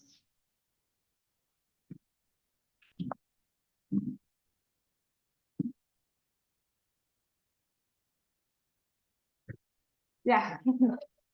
Just have a comment on maps. That's is providing half of the story. It's important to understand that during the drought between 82 and 500, that folks had two different strategies going on. That half of the strategy was to move to Amos and the Portable Rivers and begin to initiate shipping agriculture. But the other strategy was to stay a hunter-gatherer. Those folks moved north into the Santa Fe area and further north up. So it's an interesting time period where we have two different strategies that are going on. One in the middle of Rio Grande and one in the middle of Grande north in terms of people being hunter-gatherers.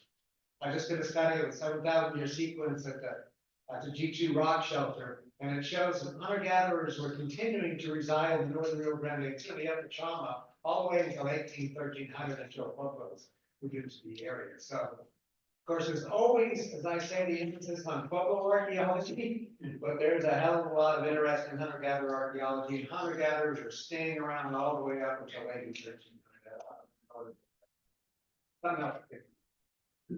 Yeah, thank you. Hopefully everyone could hear that too. Does anyone have any other questions or comments or thoughts?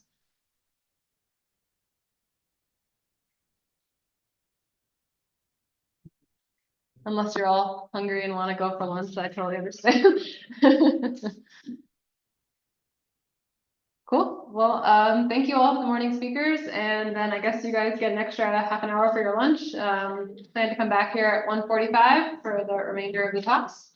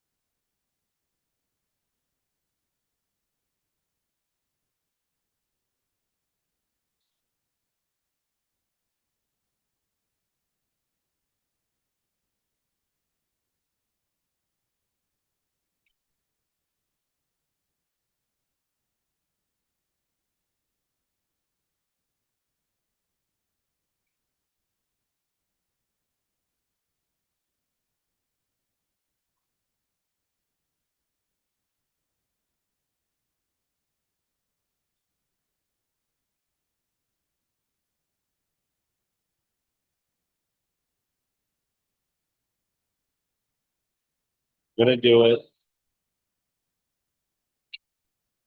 No, I'm gonna do the other one too.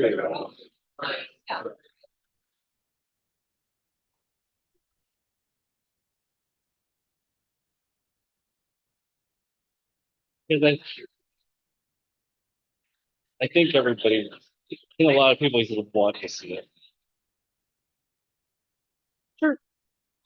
The base is gonna start in 2 minutes. Is it? The base is supposed to start like Yeah, totally up to you.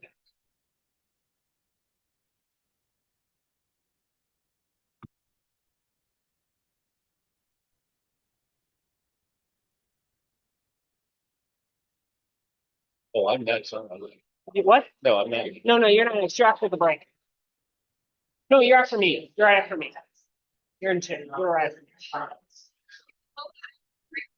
Yeah. Yeah, I'm just getting on the flash drive. Yeah. Okay. Yeah, you're right after me. Ejected. You already ejected? Ejected. Okay. Hold on a second.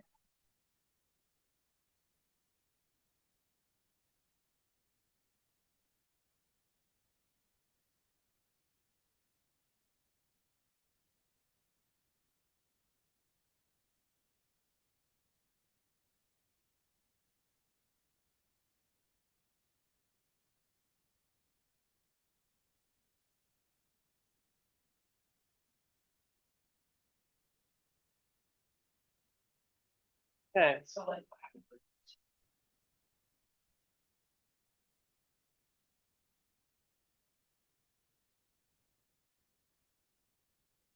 on it.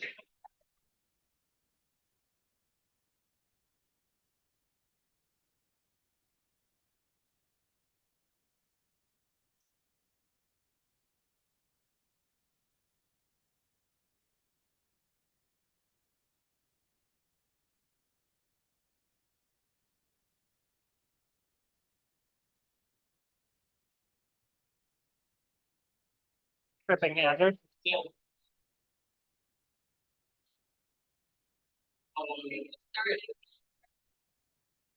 Well, we can wait a few more minutes. But yeah, we might as well. I mean, if they're here, they're here. If they're not, they're at the bar. So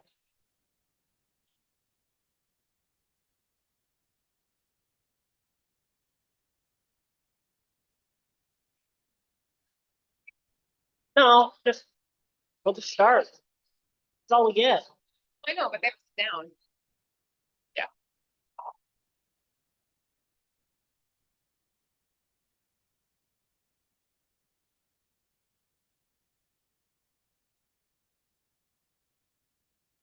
Get started again.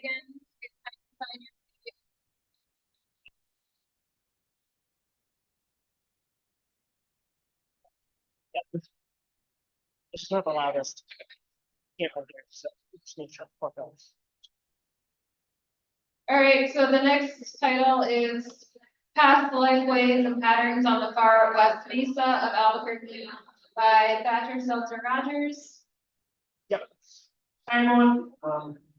Yeah, so today I'm going to be talking about a recent project that Chronicle has just finished up, actually last month, which is a large-scale survey, linear corridor from Rio Rancho all the way down to the Pajarito substation for PNM. For those who are familiar, which is lovely, it was about 10 minutes from my house. It's fantastic being so close. And these are kind of the places that are kind of in reference to either on the West Mesa or have association with this project, which include Kirtland Air Force Base.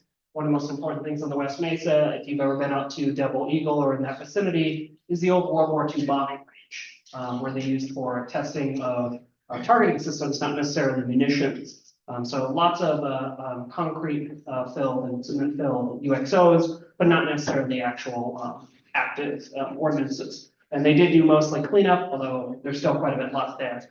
And then, of course, this area is known as the Llano de Albuquerque or the West Mesa. There's the volcanoes, those of you who are very familiar with. The survey we did was a little bit further west of the volcanoes, so we don't necessarily get all of those lovely lava flows that enabled petroglyphs and to really be readily visible.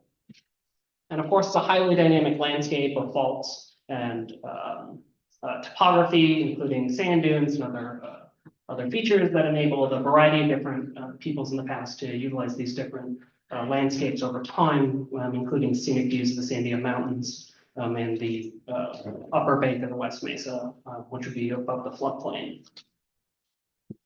And of course, as you can see here, this is out of NMCRIS, just surveys, not sites, showing where Petrov National Monument is, where Rancho expansion and development is, and you can kind of see, I'll show you where we surveyed more recently. And for the West Mesa area, much of the initial and still defining work was done by Theodore Reinhardt, a UNM PhD student for his 1968 dissertation, and included excavations of a variety of sites, including BB3 and Boca Negra Cave, as well as surveys by various CRM outfits in the late 1970s into early 1980s, and those form most of these data right here. Quite a bit of spatial, but these were done over almost 50 years ago in a lot of texts. And they documented generally 6 general categories of sites: lithic quarry sites, lithic sparse activity sites, lithic sites with thermal features, historic period ranching, and then World War II bombing sites, all around mostly Devil Eagle. And then there's actually active targets. I'll show you the old targets. I'll show you them, and there's a few other remnants. If you go by the shooting range, there's also another one. That's what we recorded as well, previously documented. And then possible shrine sites all across this area, of which these are pretty poorly documented. These were documented in the past, but need to definitely be resurveyed. And then as opposed to these initial large block surveys, most of them are recent, linear, and they're much more limited in scale, of course, as most CRM projects now are. And so just to give you a brief kind of understanding of how our understanding of the West Mesa is changing the Llano, this is what it looked like. Those initial surveys did about almost 12,000 acres. They had about 57 sites.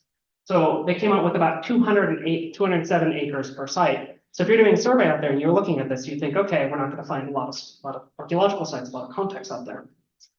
More recently, this is a 2023 survey, NMAC, 1.1 thousand acres, 15 sites, almost shrunk to a third. And when you see ours, it's even more dense, suggesting as we go out and resurvey these areas, and also with methodological changes, we are identifying more archaeological sites than past. Also, there's hundreds of, if you look at the old surveys, they used to have hundreds of items that we are now considering sites proper themselves. And a lot of this is due to landscape formation changes, as well as an understanding of geomorphic processes on the West Mesa, especially the Dunal Field, which is, if you ever hiked out here or seen it when you drive through, is pretty ubiquitous right out here.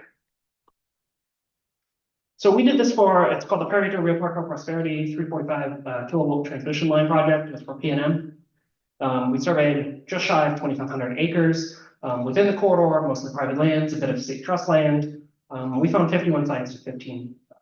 It's mostly historic structures, mostly acequias along this east-west stretch going from the Pajarito to the Prosperity Station, re-recording all the Hickeys in the South Bend. And of course, if you look at this, that's 48 acres per site. So we are finding a lot greater density just for that. We had 2 general corridors we had surveyed. A, much of which had previously been destroyed, and then B, and they connected. And then we had another block down here, trash past the landfill, back up, I-40, right here through a linear corridor, just pretty narrow for the most part. But we're able to actually see a large slice across the entire, or most of the West Mesa at least. And again, 263 IO is quite a bit of IO, so that's something to think about, is that you're going to find a much greater ubiquity of those. And of course, we were only able to, when we were on private land in the right of way, we were only able to record the portions of the sites within the right of way proper. We weren't allowed to, not authorized to access other areas, and there were portions within the project area that had been claimed by private citizens and fenced off, and we did not access those either. Of course, when people think about the West Mesa, this is what they usually think about. Vegetables. Glazeware, lovely glazeware. Lovely relationships to southern Tiwa ancestral villages, Chamizal, Escalon, Pueblo, Montoya, Pueblo, variety of others. And maybe they think about the West Mesa project, a long-term project run out of University of Arizona, Argonaut Archaeological Research Fund, and a variety of others. Bruce Huckle, the late Bruce Huckle, was a continuing individual who made this project actually part of his own here at UNM, led field schools here, including excavation of multiple sites on the West Mesa, trained numerous archaeologists on West Mesa archaeology, focusing on Paleo-Indian archaeology, also Clovis, and a variety of other sites, as you can see by the distribution right here. This is from an old publication showing the dispersal of Folsom sites and points and others. Particularly, you'll notice pretty high on the West Mesa as compared to other areas. And this pattern has pretty much held others. There's a variety of other projects that have continued to find what we call isolated Folsom points or isolated Clovis finds, until you actually excavate underneath and you find a pretty sizable lithic scatter or bison and mammals, suggesting more extensive use of this landscape over 10,000 years ago. And you also get transverse end scrapers. And then, of course, you might be thinking about land grants. West Mesa, of course, had really three major land grants: Alameda, Atrisco, Parito, and this project cut through all three, really. So you get, of course, the old land grants from 1710 onward. Alameda split up into a variety of different ranches. 7-Bar Ranch, Blank Ranch. Atrisco land grant was mostly lost in 1887, with only portions of it retained. So you get the old, you'd think you'd have old land grant archaeology. And you do, you have sheep herding. And you have a variety of others from 1846 to 1919, with numerous cattle ranchers, such as here recorded on the West Mesa in the late 1800s to early 1900s.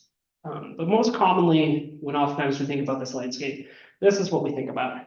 It's picturesque, it's lovely, you can see the ground at least, and you can hike around pretty easily. But you're not necessarily going to find quite a bit of readily visible architecture on our archaeological remains to be able to readily identify these sites. They're going to appear as low density scatters across the landscape.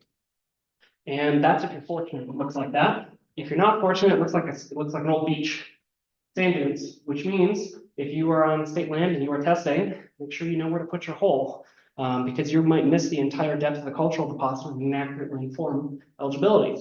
This is something that numerous archaeologists on the West Mesa have faced.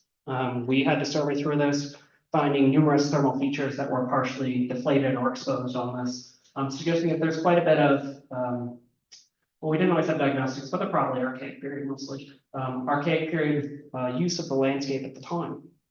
Of course, we had one possible occurrence of Paleo-Indian archaeology. Sorry, no Folsom, nothing else fancily. I wish we did. That would have been fantastic. We found a possible Clovis preform isolate. It wasn't isolate. It was from a previous reported site, LA 146431, and this was it.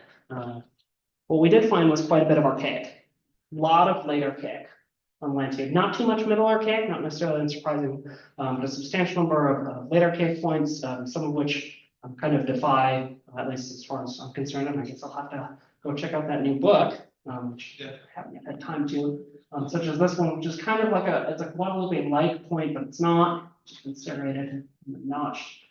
This one has been worked, it's not fully there, but it's also late archaic. We found a variety of different particular points suggesting late archaic use.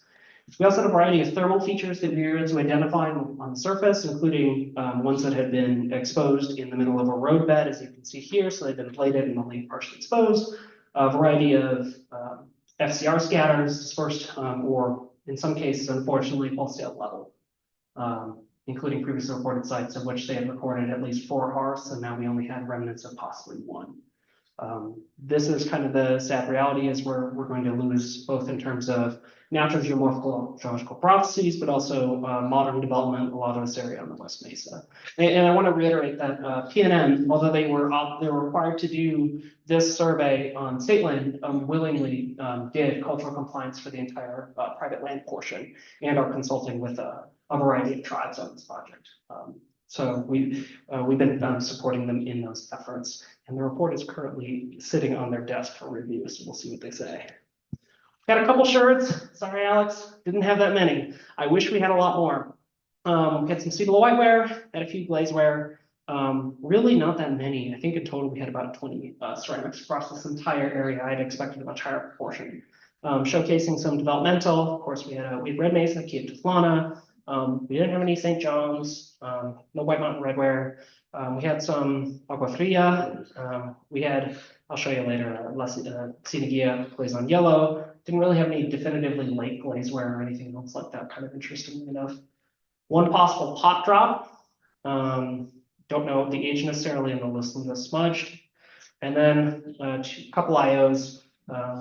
Some fake black on white, Sinagia. We had another Red Mesa. We also had one shirt of Chupadero black on white.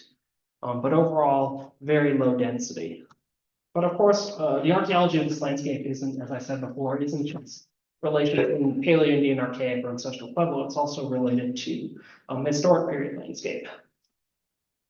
Historic wagon road, such as this that we had. It's not named historic wagon road that we defined. We were able to identify, as you can see, with a very slight gradation and berm present, as well as historic ranching. Some of which, obviously at the time, for those old block surveys, would not have been considered historic. This was dated to the 1970s. Some of you might disagree that it's historic, but it is, given your own age. It qualifies now. Hey, we're all getting there. I got to deal with plastic, so. A variety of structures and compounds here associated with historic ranching in this area up to the 1970s, potentially 1980s and onward. And of course, the targets, here they are. We did not survey over the targets. We surveyed right next to the targets that supposedly didn't have any material until we found tons of UXO and old wooden targets all over the place.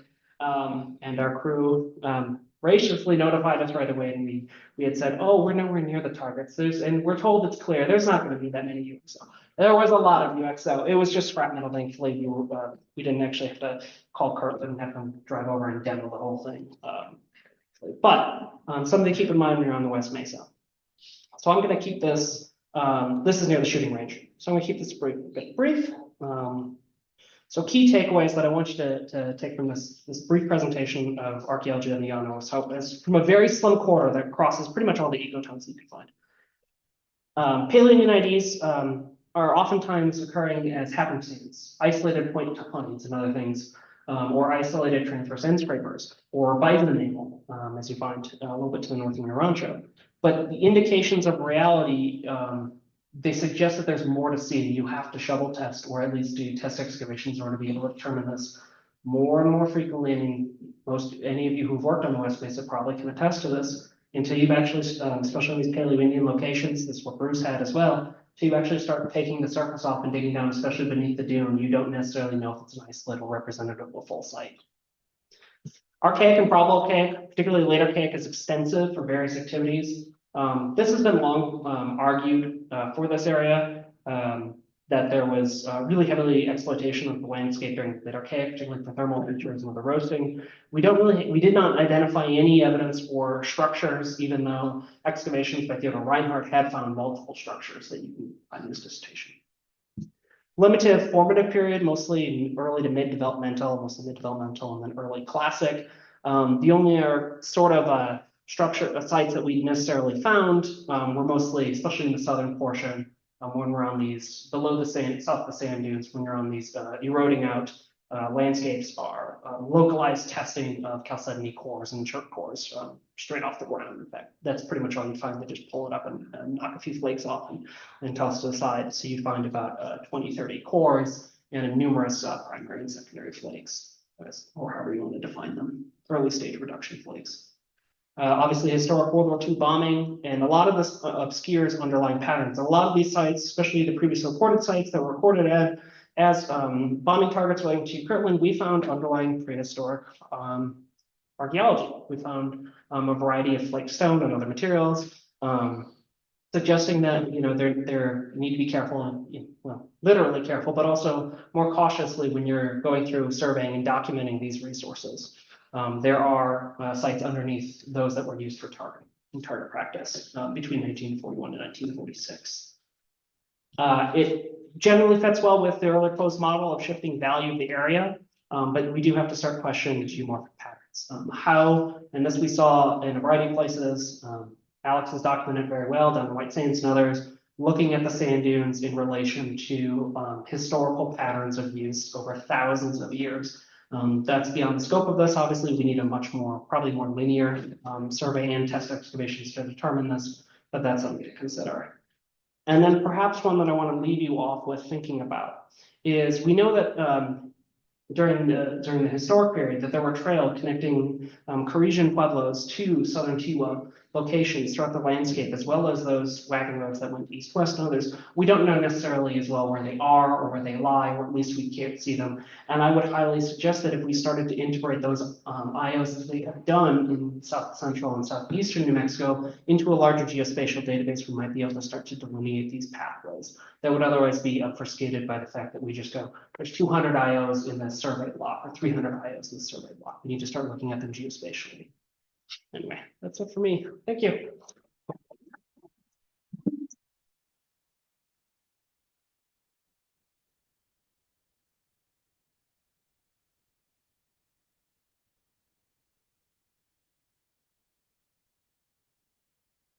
All right, the next talk is entitled The Developmental and Coalition Periods, the Middle Rio Grande, Reevaluation of Time and or Process by Robin Cordero.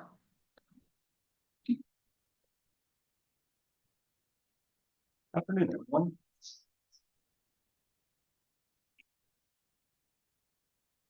So this is really going to be kind of following up with Matt Schmader's talk this morning. When we start talking about the Rio Grande developmental period, Wendorf and Reed's chronology goes back 70 years, and we've really needed to update this chronology for quite a while. Starting off, Wendorf and Reed proposed the developmental coalition classic period. Starting roughly 600 AD, going to 1200 AD, and then the coalition starting at 1200 AD, going up to 1325, and then classic period. But the problem with Wendorf and Reed's chronology is that it was based on a limited set of data because it was 1955. We've got 70 years of excavation that has happened since then. And there have been several individuals who've tried to look at this chronology and propose kind of revisions to it. If you've had a chance to look at Steve Post's work up around the Galisteo and Santa Fe, he's done a lot of work on that late archaic to early developmental transition. And he even proposed that the early developmental doesn't exist up in the Santa Fe area. And likewise, there's an issue with the coalition here in the Albuquerque area. While we do have sites that exist from the roughly 1200 AD period, we don't have a lot of the characteristics that Wendorf and Reed proposed that go along with that coalition. And that really appears to be more of a kind of a northern phenomenon. Anyway, so let's kind of dig into it. And I'm going to focus mainly on the developmental here. So with Wendorf and Reed, they proposed one of the key features of the developmental period are the pit houses. They're kind of ubiquitous with the developmental period. And Matt did a great job showing you a very nice range of pit houses. But there's also a whole series of extramural features that Wendorf and Reed did talk about, but we don't see a lot of attention being paid to those. And then in terms of subsistence, we see the growth of horticulture appearing during the developmental and kind of expansion of corn, or maize cultivation, beans, squash, lots of storage pits, that kind of stuff. And then, of course, one of the other key features and one of the ways we can distinguish the developmental period so easily is the appearance of ceramics, especially the lino grays at the early part. Starting in the 90s with the work of a lot of individuals in this room, like Ken Brown, Ken Murray there, and others, there have been some revisions of the chronology, and especially regarding architecture. We started seeing examples of kind of this pit house complex, which I'll show you in a second, where you have ventilator, deflector, hearth, ash pit, and sometimes the seppuku. And we also see a lot of attention being paid to these extramural features as well. And in terms of subsistence, we see a discussion of garden hunting, and we see discussions of turkey husbandry and whether it's actually turkey domestication or if it's just a taming of wild turkey. And then refinements of the ceramic chronologies, site distribution. So I'm going to go through some of this, some of the work that's been done since the 90s up until today, to show that there's still a little bit more that we can do. And part of the reasoning behind this, along with Matt Schmader, I think there's a problem with the developmental period and the Rio Grande chronology in general. We've siloed ourselves in terms of our research questions by pigeonholing things into early developmental, late developmental, coalition, all because we have a series of ceramics that seem to fit into that time period. So I think we want to break up that discussion and start talking about how some of these different features and aspects of, I guess, different kinds of features, different kinds of attributes of the developmental period are actually manifesting themselves through time. So I'm going to focus mainly in three areas. So the Santo Domingo Basin, Lower Jemez Valley, and the Albuquerque Basin. And the reason I'm breaking it out here, there's definitely developmental sites north of the Santo Domingo Basin and east of it into the Galisteo Basin. But folks like Steve Post and I think Brad Vieira and Matt Schmader have hinted at this as well. There seems to be a break in terms of what you see north and east of this area versus what you're seeing in these areas here. So I'm not going to spend too much time discussing the pit house. I think a lot of attention has been paid to pit houses, probably too much. If you want any information, I really recommend you look at Steve Wakatos's paper here. Did a great job. Sherry Schick also did a paper on the developmental that covers some of the same information too. And my goal here is to focus a little bit away from the pit house and look at other things that are happening. So just to give a quick idea, through time, through the developmental period, the pit house becomes a lot more formalized. And what I mean by that is this kind of ventilator, deflector, hearth, ash pit, seppuku complex. So there's your ventilator, there's your deflector, then you have your hearth, and the top arrow is this little feature called a seppuku. By the late developmental period, roughly 35 to 50% of the pit houses will have that feature. And in the earlier developmental period, many of them do not. But that's also during the late developmental period, something for all of us to start looking at. You got to break through the floor to see what's underneath. And in some of these larger pit houses, we often find dedicatory deposits like this one. This is in a large pit house at the sheep shoot site outside of on Zia land, just south of 550. Let's see. Rebecca Wells actually helped excavate the site. But yeah, we have a whole cache of brownstone and a few other things sitting just underneath the hearth. And this feature was enormous. It was about 7-8 meters across. So for a pit house, it was quite large. So in terms of the late developmental period, one of the hallmarks of the late developmental, according to Wendorf and Reed, are the appearance of these above ground structures, usually between 5 and 20 contiguous rooms. However, I pose the question, is this just a Northern Rio Grande occurrence?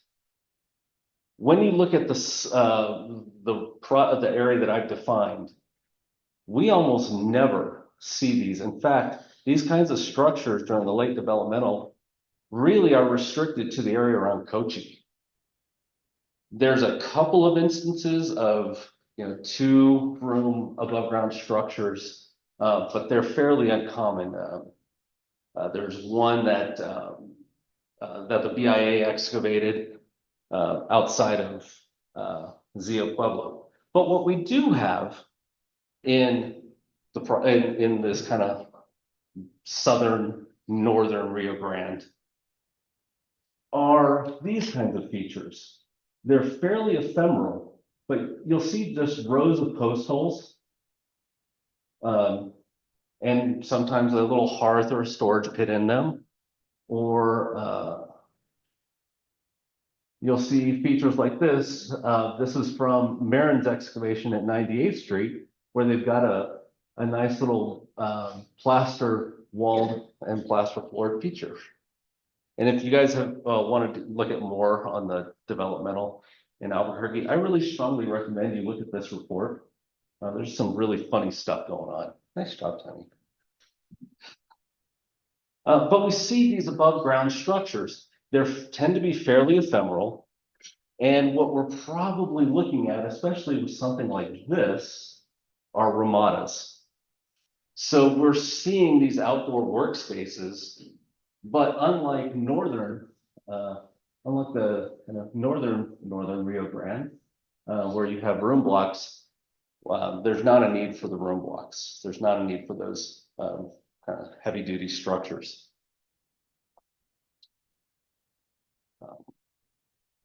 One of the other features that pop up are mealing rooms. These are fairly common in the northwest part of the state, but you don't see Wendorf and Reed talk about these kinds of features. But I'm going to show you a couple of examples.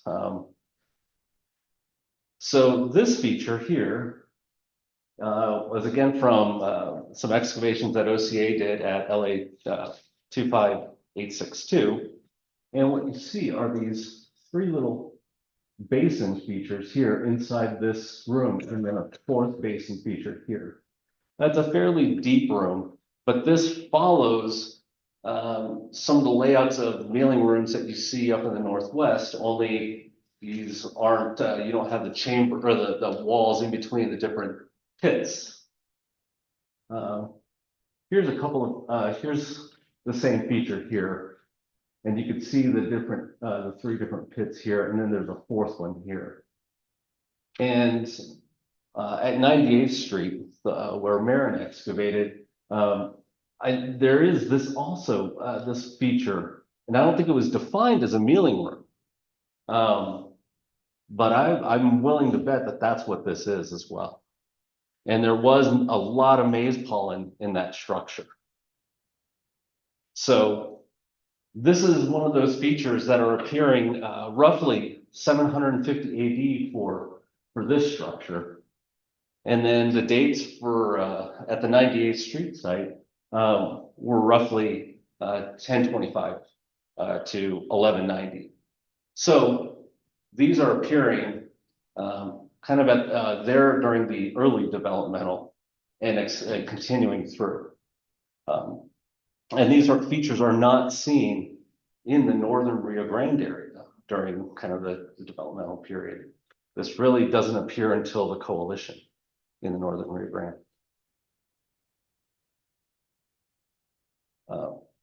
There's the bins. So some of the other kinds of features that are appearing, palisade walls. These have been documented going all the way back to the 80s.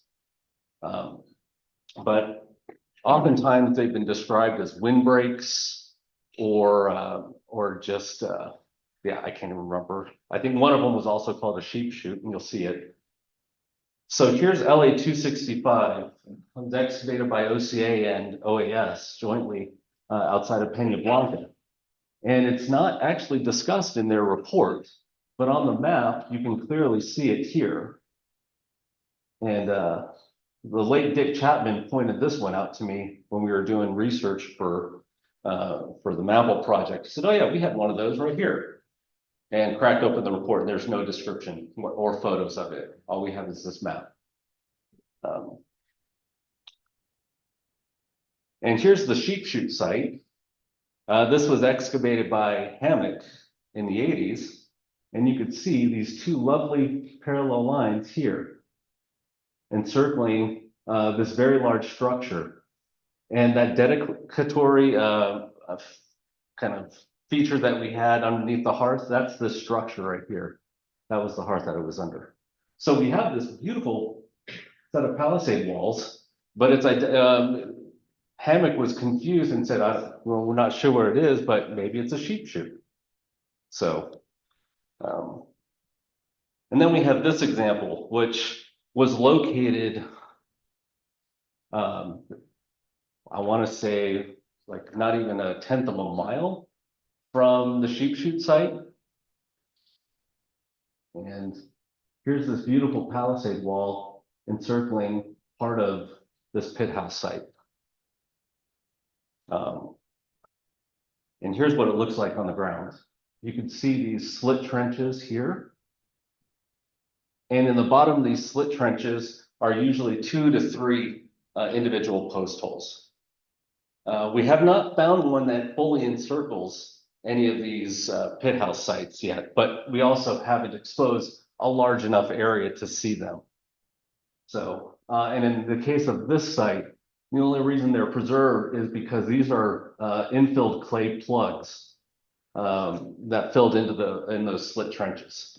So, and there's probably some local geomorphic processes going on that allowed this portion of the palisade wall to preserve and not others.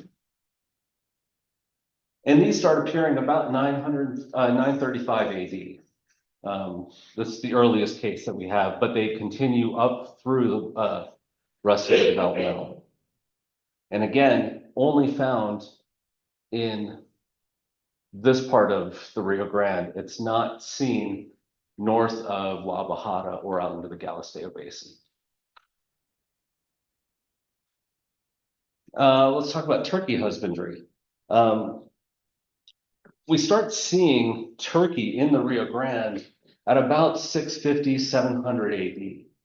And I'll point out a lot of this work has also been done by Miss Marie Brown over there and myself and also, oh gosh, I'm blanking, Nancy Akins. And one of the issues is, the big question is this domestication or wild taming? And one of the reasons why this is such a question is all of the turkey that we're finding are adults, but we are also seeing eggshells. And so we're really missing the younger individuals. What happened to any of the younger individuals? If this was a case of turkey domestication, we should see a full age profile of all the individuals, but we're not. However, we are seeing a real abundance of eggshell at some of these sites. Those 3 that I mentioned there, we've got over 1,000 pieces of eggshell at each of those. But we do have this one lovely example of a turkey pen, and it's kind of a funky one. So at this site, LA 25862, the pit house had been abandoned and partially infilled.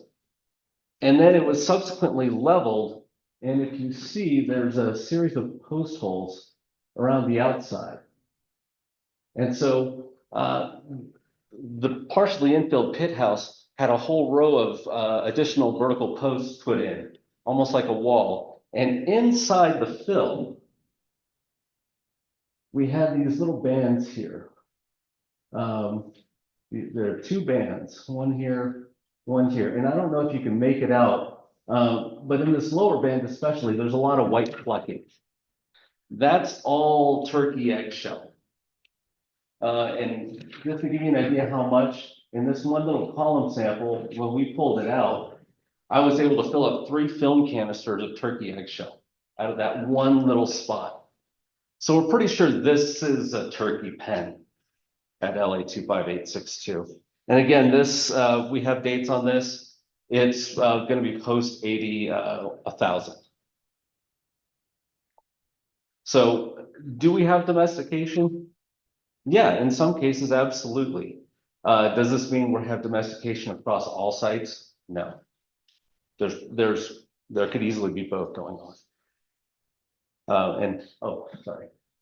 Here's another little close-up of it, and you could see these white little flecks all through the fill. There's a big piece of eggshell right there. So quite abundant at this site. So in summary, one of the problems that I had while I was putting together this presentation is getting good dates. We focus a lot of our attention on these pit houses, and as a result, many of the dates that we have pertain only to the pit house. We're missing all of the dates for these ancillary features, given how many that have been excavated. So in order to refine some of these chronologies, in order to refine what we can tell about the developmental period, we really need to focus on some of these ancillary structures. We really need to understand where is some of this variation coming from. Turkey pens and palisade walls. There's one place that this is very common at this time period, and that's the Northwest. We have palisade walls at Pueblo 1 sites in the Northwest, and we also have turkeys up there in the Northwest. There's a good possibility there's a direct kind of transfer of knowledge from the Northwest, possibly through the Jemez Valley with some of this stuff. And we also, with the square rooms and the plaster walls, that to me looked very much like it was coming up from the south. And in fact, the farther south you go, like to the 98th Street site, you see those kinds of squared structures a lot more. You don't see them as much kind of going up towards Cochise and up the lower Jemez. So there's a lot of regional variation that I think we're missing by doing some of this over lumping of sites into this kind of early and late developmental. I think we're missing a lot about the chronology. And so I'll leave you with this quote from one of my old mentors, Sherry Schick. In her critique of Wendorf and Reed, she made this statement that we're trying to pigeonhole a lot of the features and a lot of the cultural, the observations that we're seeing into these categories. And as a result, we're missing all of the nuance of what is really happening. And so I'd like to encourage everyone as they kind of continue off and work on some of these developmental period sites and coalition sites and such to actually explore some of these issues. And to get at the point that I was making before about the coalition, we have dates for the developmental period in this area that go up to 1250. That overlaps into what we often call the coalition. So maybe we have a visibility issue. Where are we obscuring kind of the start of the classic period? And why do we have that kind of disconnect of roughly 100 years in this region? And I'm going to pose something that I'm going to maybe get in trouble.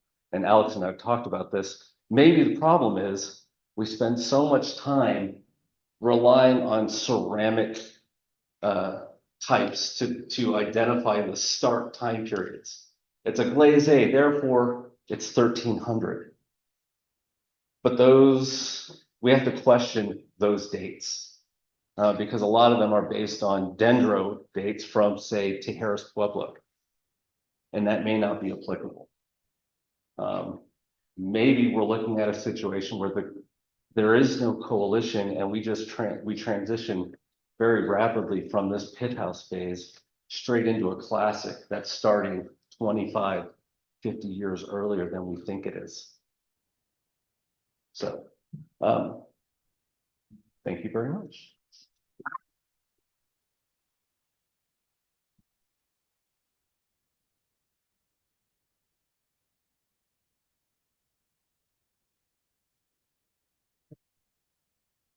All right, so next we have a short little break, but I also want to call attention to, if you didn't get one of your certificates this morning, Bill ran back over and grabbed them from the printer, so now they're all sitting on the table, so go ahead and go find yours if it's there. And yeah, that's it. So I guess be back here at 2:40.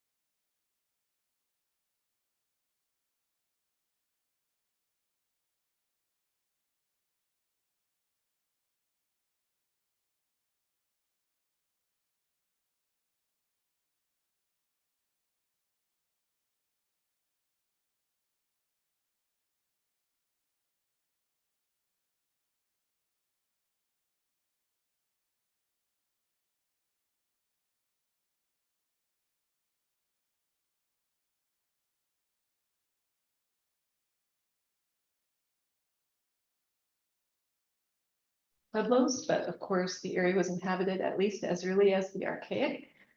So the hunting and gathering lifestyle was replaced by one that was gradually more reliant on agriculture and more sedentary, with populations building pit houses and then Hakal villages and then ever larger pueblo structures as people gathered in aggregated communities.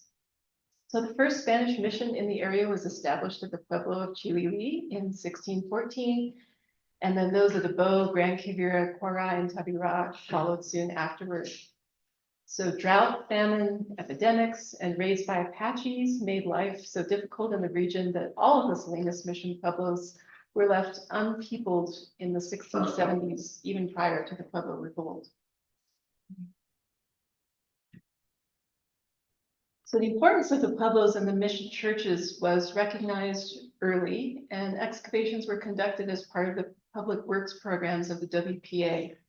So Abo, Quora, and Gran Quivira were eventually made into state monuments, and then in 1980 were combined as a single national monument under the jurisdiction of the National Park Service. And so while various archaeological investigations have been performed at all three units, the Park Service needed comprehensive baseline site information that was to modern standards. And so that's where our current survey efforts came in. So the first of the two surveys was at Abo, and we covered about 275 acres and recorded or updated the documentation for 50 sites. And in assembling the past documentation for the sites and determining what needed to be done, we realized that no one had ever produced a map that represented the entirety of the site of Abo Pueblo, or even really defined its boundaries. And we also found that while there were a few different maps of the various mounds representing the collapsed Pueblo room blocks, there were areas where they weren't very accurate. And so we redefined and mapped the various room blocks, kivas, and plazas. And last, despite there being excavation data from some of the room blocks at Abo, there was no clear understanding of the construction sequence of the Pueblo. So we analyzed systematic samples of the surface pottery from nearly all of the mounds. And from this, we were able to identify how the community gradually expanded over time. So what I'm going to do is show you some examples of the sites at Abo that represent the different periods of occupation and the types of sites present, and then spend a little time talking about the results of the remapping and the ceramic analysis. So while we did find a few late archaic projectile points, there were no sites that were only archaic in origin. So it's likely that the very intensive later use has obscured this earlier occupation component. And evidence of pit houses was scant also, but there were two sites where we think one was present.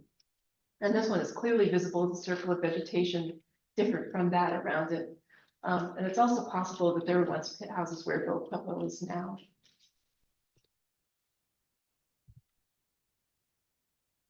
So there was much more evidence of consistent use for the Hakal and early Pueblo period in the form of a series of at least 50 small Hakal room blocks loosely clustered within about 600 meters of the spring, which is where Bo Pueblo is located. And most of them had 1 to 2 rooms, but some had as many as 10. And on the basis of the pottery found at them, it appears that the older village locations continued to be used during the occupation of Bo Pueblo, though not necessarily as residences. And certainly a population size of that at Abo would have required extensive fields to support it. So if regional models are correct, we would expect a small square masonry pueblo to be present at Abo dating to the Hakal or early Pueblo period. And we did not find direct evidence of any such structures, but we did notice that the collapsed Pueblo room block known as Mound H is more circular than rectilinear in shape. It's located closest to the spring, and it's taller than all the other mounds. This here. So we think it's tall enough and large enough that it perhaps could conceal a small closet pueblo. And it also was associated with the earliest pottery types found anywhere at the Pueblo, and this is the only one that lacked glazeware, or late glazeware. So we think this particular mound began as a circular Pueblo in the 13th century. So as I mentioned, Thatcher analyzed the ceramic samples from nearly all the mounds to attempt to work out a construction sequence. So this graph is a little confusing because Both the pottery and the mounds have letter sequences, but the horizontal line of the graph represents the different glaze types, and then the individual colored bars represent the mounds at which each occurs. And so on the left is the map of the Beau Pueblo that the NPS had prior to our survey. And on the right, you can see our revised version based on John Roney's work with a much more clearly defined room blocks and plazas. And this is also the model of how we think the Pueblo grew over time based on Thatcher's ceramic analysis. So Mound H down in the southern end here. It seems to have been inhabited between the early 13th century and the mid 14th century. And then from there, the community grew to the north on the west side of the arroyo that bisects the site, and then expanded to the east in the 16th century to the form it had upon the arrival of the Spanish.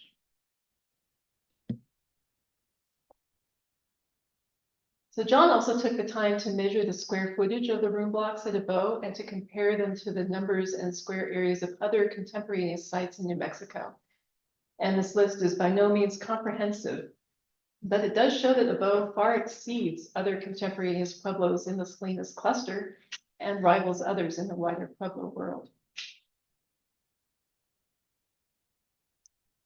I wanted also to show you a few of the other types of sites in the surrounding landscape that are contemporaneous with the Beau Pueblo. And there are several scatters of chipstone and pottery that might represent the locations of fields. And there's one location on Espinosa Creek pictured here on the left, at which there's an outcrop of quartzite that appears to have been quarried for toolstone.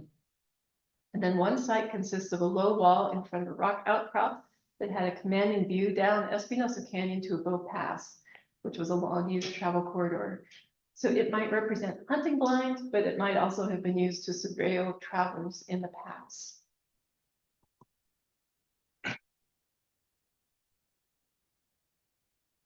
So there were many rock art sites at Beau. Most are petroglyphs, but the painted rock site also contains dozens of panels of pictographs and has been described as an open-air kiva. And of particular note are alignments of cupules that have been identified as game boards by representatives from Isleta. And they're present at 2 locations of the Beau Pueblo as well as at 2 nearby sites. And there seem to be 3 primary styles: rectangular, circular, and faceted, so hexagonal or pentagonal. And the game board on the left is a square with a zigzag line intersecting it and other cupules around it. And the photo on the right is a little hard to see.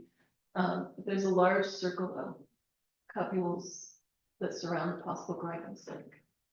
And then another batch of cupules over here on the right.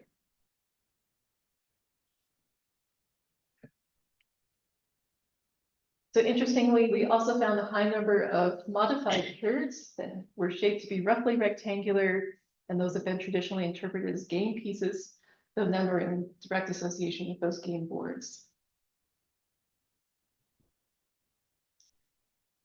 And then human footprints and glyphs that appear to be bear paws are particularly common, and they may represent clan symbols and or migration accounts. So we noted that sometimes it was difficult to distinguish whether a print was intended to be a bear or a human, and perhaps that blurring was deliberate.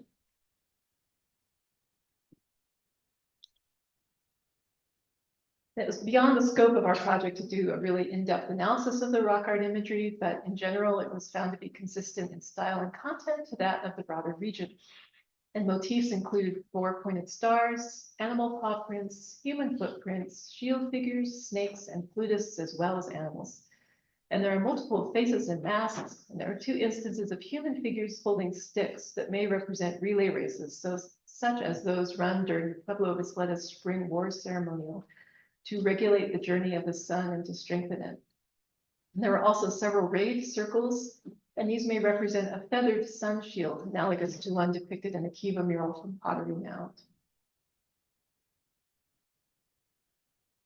Most of the evidence of the Spanish presence at Beau takes the form of the mission church and the associated convento. And there are some pecked crosses among the petroglyphs, but it's unknown whether they date to this period or were created later during the resettlement.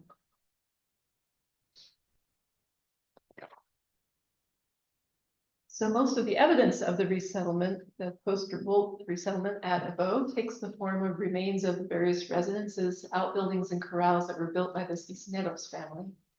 There are also wagon roads, fences, fields, the remnant of an orchard with a now deceased apple tree, possible hunting blinds, and petroglyphs of brands. And unrelated to the Cisneros occupation are a historic dam and a pipeline that once conveyed water down Espinosa Canyon and Abo Pass to the town of Shoal, supplying both the town and the steam engines that once traveled with the lane cut off with water. So that covers the broad range of time periods of the sites of Abo. So let's look now at Korai. The Korai unit is about a third the size of the Abo unit, so around 100 acres. And the unit had been surveyed in 2005, but the report and the site forms had never been finalized. And as at Abo, we ended up revising many site boundaries, combining several where they were found to be continuous, and found a few new ones, and in the end we had 25 sites. The mounds at Korai Pueblo had been more accurately mapped, so we didn't do many revisions to those, but we did map them in detail and define the boundaries of the site. We also did the same kind of detailed ceramic analysis that we did at Abo. So as at Abo, we found that there were a few archaic projectile points, and given the presence of a spring near Korai Pueblo, it's very likely that archaic people spent time here. But the intensive use of the area in subsequent centuries has made it hard to identify any specifically archaic sites. We were interested in finding out if there were any Hakal villages that would represent predecessors to the large pueblos as there were at Abo. And we did find some early small structures, but not the broad Sakal villages that we did at Abo. And it could be that those are on adjacent private property if they're present. So interestingly, while a few, such as the one on the left, may represent Hakal structures, most appear to be collapsed masonry rooms like the one on the right. Like at Abo, however, one of the mounds at Korai, Mound A, does seem to represent an early pueblo. So it's located adjacent to a spring, like Mound H at Abo, though it's not as tall as Mound 8. And the pottery found during the excavation of some trenches in the mound by the previous researchers in some of the earliest at the site. And so we set out to do the same kind of ceramic analysis we did at Abo, but discovered that the number of sherds on the surface was very low, probably due to collections by past researchers. So as a result, we ended up putting our sample locations in the middens associated with specific room blocks rather than right on the room blocks themselves. And from this, we concluded that while Mound A appears to have been established as early as the late 1200s, the pueblo was most intensively occupied during the late Glaze E and Glaze F periods of the late 1500s and early 1600s. And what we couldn't answer was whether the construction of the other mounds of the pueblo happened over time during the 1400s and early 1500s, or if there was a faster expansion during the late 1500s and early 1600s. Similar to Abo, there were sites surrounding the main Korai Pueblo that were used contemporaneously. And there were not as many landforms that lent themselves to the creation of petroglyphs, but there were several petroglyph panels and locations with grinding sites. There were none of the copule game boards that we had at Abo, and we didn't have nearly the number of modified sherd game pieces either, but we did find this one made from a piece of Mayolica.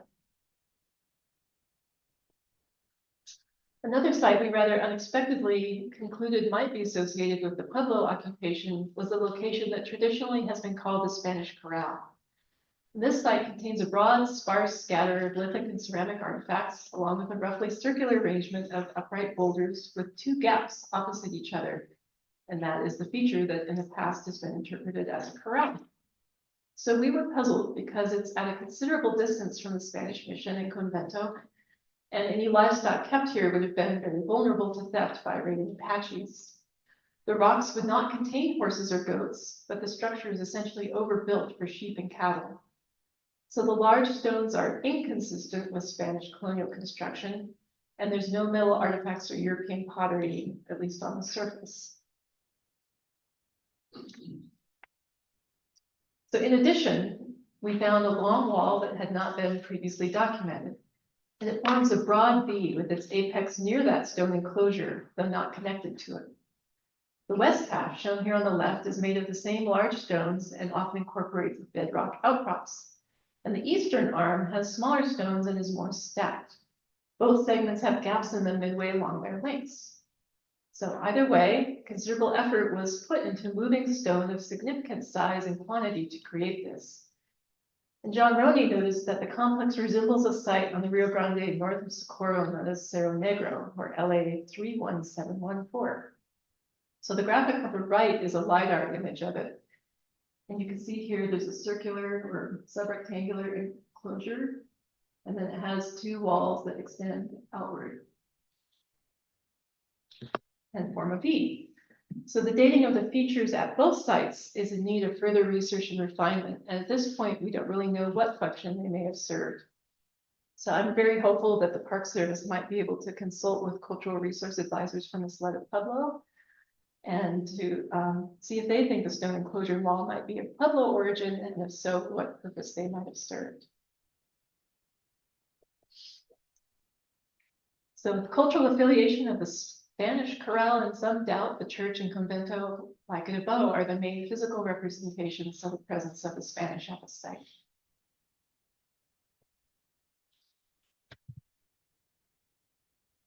Apache depredations and the effects of drought, famine, and disease led to the departure of the remaining population of Korai just prior to the Pueblo Revolt of 1680, and the site remained empty of any permanent habitation until the very early 1800s.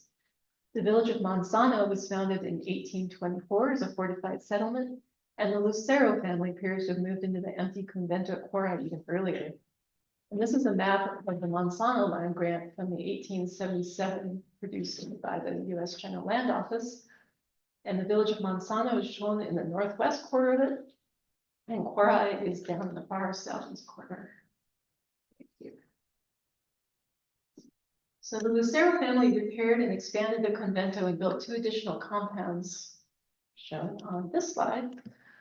An Apache attack in the 1830s caused many of the family members to leave, and the property was sold, first to Barnabé Salas in 1872, and then to the Gonzalez family of Punta de Agua in the early 1900s. Historic accounts of the Lucero occupation indicate that they had dozens of people working for them and had a significant livestock operation. And we were curious to see if we could find any evidence of the residences or other facilities associated with those workers from this time period, but we didn't. And perhaps like those Sacals, they are on adjacent private property.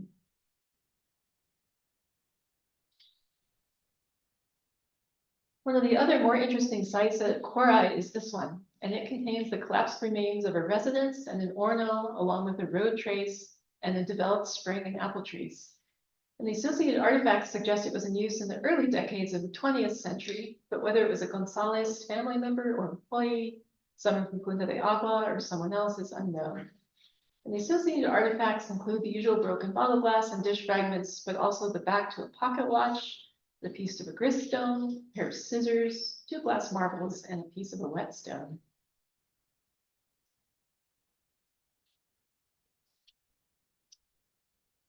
So in concluding, I want to highlight a pattern that John Roney identified with regards to the location and development of many of the large aggregated pueblos in New Mexico. And that is that many had their start as much smaller pueblos that were located next to springs. So the image on the left is that early Mound H at Abode, near the lush greenery supported by the springs in Canyon Espinoso. And then on the right is Mound A at Korai with the tall cottonwoods and other riparian vegetation fed by the spring adjacent to the east. And as John has observed, this pattern is also true for many other sites, including Arroyo Hondo, La Cienega, San Marcos, and several others. So, thank you.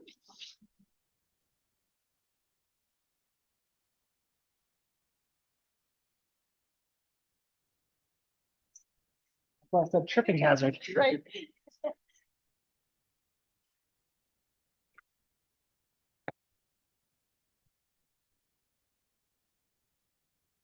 Yeah, I'm gonna introduce you. Sure, you want to introduce you? Okay, the next speaker is Heather Seltzer-Rogers. She's had Idaho's early to mid 20th century life along historic 4th Street in Los Ranchos de Albuquerque and Isleta Boulevard in the South Valley. Also, thank you to everyone who's stuck with us and is still here today. I'm excited to present this for you. In 2022, Paleo West, now Chronicle Heritage, documented historic resources along a 1.5-mile stretch of historic 4th Street in Los Ranchos to Albuquerque. And in 2023, documented historic resources along a 3.7-mile segment of Isleta Boulevard in South Valley, New Mexico, for road improvement projects. These historic streets have seen significant transformation from the pre-Hispanic ancestral Pueblo through Hispanic occupation and modern development as now part of the Albuquerque metropolitan area. The documentation efforts included survey, ethnographic, and archival work to assess changes of resources over this lengthy period of use. Although Chronicle Heritage conducted these efforts for compliance purposes, these projects resulted in the documentation of 206 newly recorded historic resources, including buildings and ditches, which further shape our understanding of the historic North and South Valleys of Albuquerque. This presentation surmises the results of these efforts with respect to historical patterns for these areas and emphasizes the investigating settlement patterns and changes in landscapes over time. The area now known as Los Ranchos to Albuquerque has a long storied history and frequented by many inhabitants during the pre-Hispanic and Hispanic periods. For the purpose of the time and brevity, we start our journey in the 18th century. According to Spanish archives, there were 25 estancia settlements in the general Bernalillo, Albuquerque area prior to the Pueblo Revolt of 1680, of which all were abandoned during the Pueblo Revolt. Following the Spanish reconquest in 1692, the Spanish settlers resettled in the Middle Rio Grande Valley. Between 1692 and 1821, numerous land grants were awarded by the Spanish government to settlers in the Middle and Upper Rio Grande Valley. These grants included the 1710 Alameda Land Grant and 1716 Elena Gallegos Land Grant, of which are of interest since they intersect the 4th Street and the area of the study. The farms known as Ranchos de Albuquerque are mostly made up of the land that once belonged to Elena Gallegos. These ranches were named after leading families including Los Griegos, Los Montoyos, Los Poblanos, and Los Gallegos, underlying many of which are the remnants of various classic period ancestral Pueblo villages known as Chamizal Pueblo and Los Poblanos Pueblo. These farms, some of which still exist today, as a key historical land practice of the area, had extensive irrigation channels or acequias, many of which remain still in use today, and as I will mention, have been recorded as PICVs. And this is just a map you can see that was drawn by Matt Schnader of 4th Street, illustrating these historic farms and settlements. And this map here shows the acequias in the area, along with the acequia madre.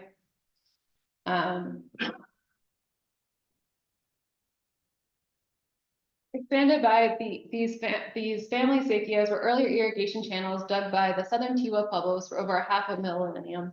The Spanish and later the Anglo farmers continued to modify and expand these ditches into what comprises the Middle Rio Grande Conservancy District.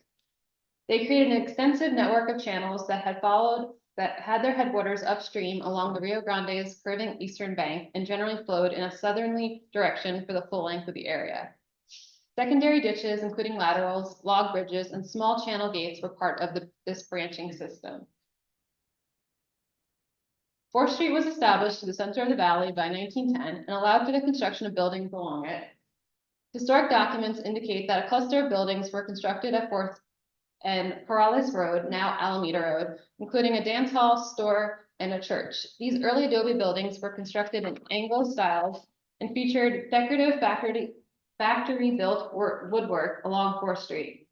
The street was paved in 1922, and for a detailed study of Los Ranchos de Albuquerque's history, I suggest you check out Kit Sargent and Mary Davis's book that compiles archival and ethnographic work.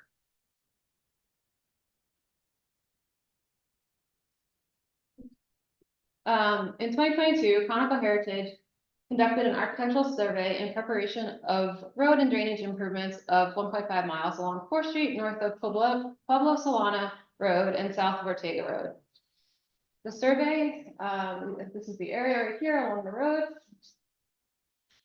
The survey resulted in the documentation of one previously recorded historic linear resource, which is the road itself, part of the El Camino Real Highway, one previously recorded state register property, SR 936, and 66 newly identified historic buildings and structures which included various commercial and residential buildings and an acequia, the Chamizal lateral.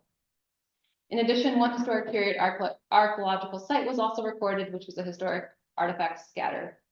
Through a combination of in-person fieldwork, archival work, and personal communication, we were able to document the change of time throughout the street, with what was once a rural settler community had developed into a semi-urban environment, furthered by the village's 4th Street revitalization project.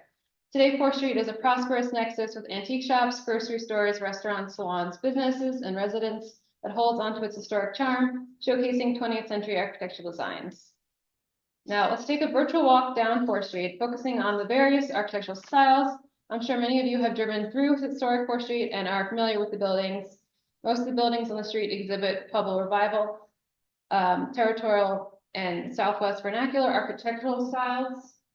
And we'll just look through these briefly so you can all see these different buildings and over time. And all these were taken from the road, as you can see. The earliest buildings within the study area date from the early 1900s and exhibit territorial, bungalow, and folk Victorian styles. The architectural styles include documenting buildings from the public access to the road and adjacent roads, consisting of the visual impact also for the project itself.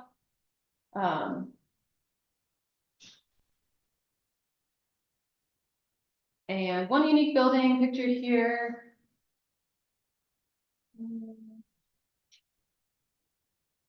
Okay, we're getting this right here.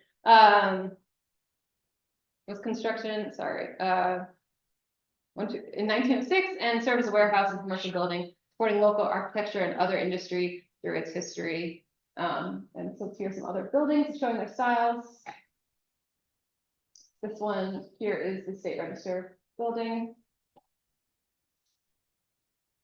And another building served as the Salia de Sociedad Barrantos de Albuquerque. It was the center of community activity and in its capacity hosted general community meetings, social events, holiday gatherings, and meetings, and is now an antique shop, as seen here. Kind of interesting building. And then we also recorded the Chamizal lateral, and this arrow here on the right, on the left, is showing you 4th Street itself. You can also see some of the other acequias in the area. The acequia itself dates to the 1910s and has multiple turnouts. It intersected the project in 2 locations along 4th Street, which you can see in that picture there. As you can see on the 1949 aerial image, the North Valley was still extensively agrarian, with these long, elongated rectangular farms that enabled greater areas to be irrigated by cross-cutting acequias. In order to irrigate all of this, the acequia madre and associated laterals, which cut perpendicular from the main channel to irrigate the individual parcels of land, were created. One of these larger ones is the Chamizal lateral. Sargent and Davis recorded as having previously been about 5 meters wide in the 1920s, based on ethnographic work with elders in the area. However, it's currently 3 meters wide. Historically, Los Ranchos and North Valley were vital agricultural areas in the Albuquerque Basin. However, by the 1920s, much of the land could no longer be used for agriculture due to standing water, the high water table, and alkaline conditions of the soil. As a result, the people sought better ways to control the river, and in 1925, the Middle Rio Grande Conservancy District was formed, and a system of levees, drains, and irrigation ditches made thousands of acres of land available for farming by 1940. Here's a brief summary of the general construction ages we documented for buildings in this stretch of 4th Street. As seen in the figure, many of the buildings have been repurposed and modified from residences into businesses. However, they still retain some of their historical architecture and design that characterizes much of early to mid 20th century New Mexico. Most of the buildings were constructed during the 1940s through 1960s, a time of urban development in the area. However, there are several examples of earlier buildings and suggestions that some buildings had been modified since then, such as a folk Victorian style building constructed sometime by 1946, but whose style fits far better earlier than the 1946 date proposed for construction. This is supported by patterns in this figure, which displays the number of buildings by architectural style by decade of construction documented during this project. As some Higbees contain multiple architectural styles or buildings displaying different architectural styles, the number is greater than the total number of Higbees recorded during the project. Nearly all decades display multiple architectural styles with greater diversity between 1900 to 1910 and 1941 to 1960. Some types, notably folk Victorian and bungalow, fell out of favor in the area by the 1940s, but mostly clustered in the first 20 years of the 20th century. Territorial Revival and Spanish Pueblo Revival were two most popular styles in the 1940s and through 1960s, with Southwest Vernacular the only style present across all decades identified in the study. In short, this dynamic mixture of styles and the repurposing of buildings for residential and commercial uses along 4th Street are major reasons why it remains such an iconic component of Albuquerque's North Valley.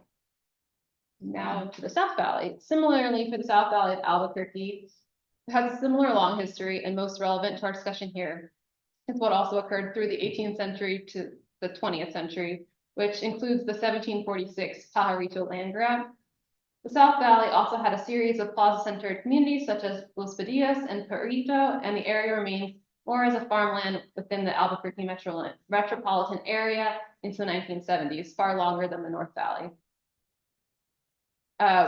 Chronicle Hydro was requested to conduct a similar survey for the 3.7 miles along Isleta Boulevard and adjacent streets, documenting all historic properties within the project area and consider the visual impacts of the project as well. Digitally available resources, including NMAC records, county assessors, historic aerials, and maps were examined to direct the field documentation efforts.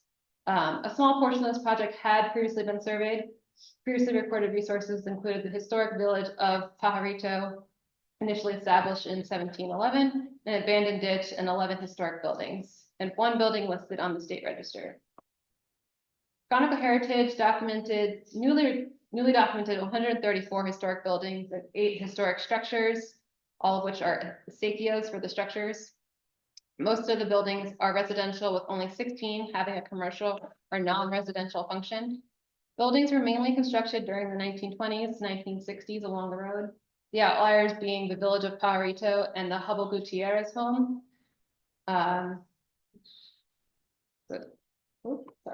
Now let's take another virtual walk down Isleta Boulevard, focusing on different architectural styles that are present. So we have branch styles, colonial revival, minimal traditional, prairie and vernacular, Southwest vernacular, and this one here, they said was used as a candy shop, notably in this building, by the previous recorders. This itself is on the state register, and if you have not been there, you should go check it out. There's a museum there as well, and you can see inside the building and walk the property. And let's see. So most of the buildings on the street exhibit Southwest vernacular and ranch architectural styles. The architectural survey included documenting the buildings again from the road. We also recorded multiple acequias, including several unnamed laterals off large acequias. 3 named acequias include the Pajarito, the Ruby, and the Los Padillas. Pajarito originated sometime in the early 1800s, likely by 1830, based on testimony by Juan Nepomuceno Gutierrez, the mayordomo. All of these were modified during the 1930s by the Middle Rio Grande Conservancy District. Here is a brief summary of the general construction of ages we documented for the buildings in the stretch of Isleta Boulevard.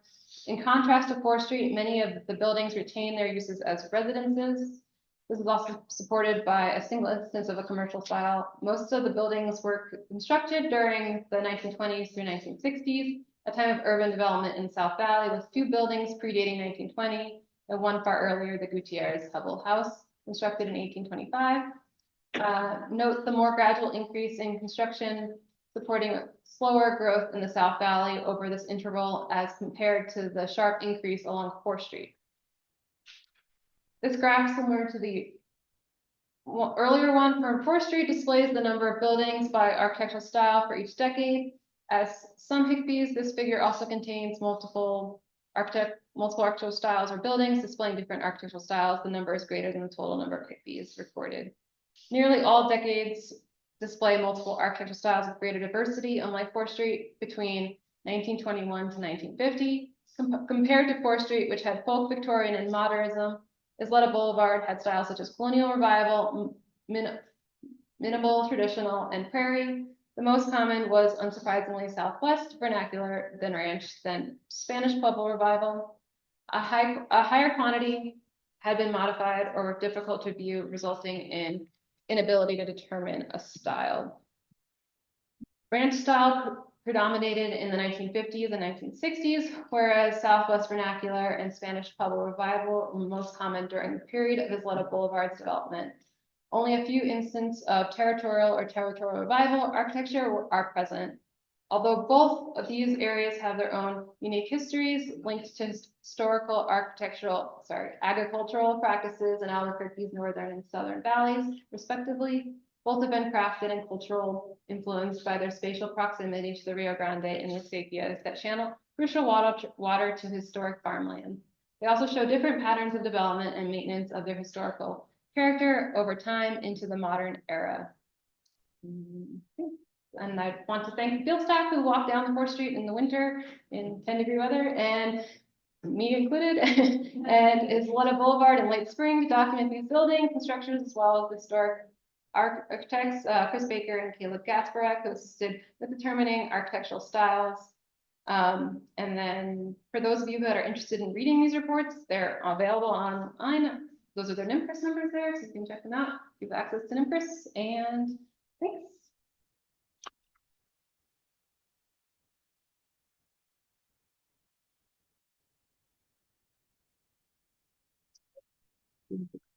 No, we'll do surprise presentation. Okay. So Robin Cordero's decided to give another presentation on something completely different. So, Soccer. Thanks. So this is on Georgia O'Keeffe excavation. Georgia O'Keeffe excavation entitled "Georgia on My Mind: For the Trials and Tribulations of Downtown Santa Fe Excavations for the Georgia O'Keeffe Museum Expansion Project."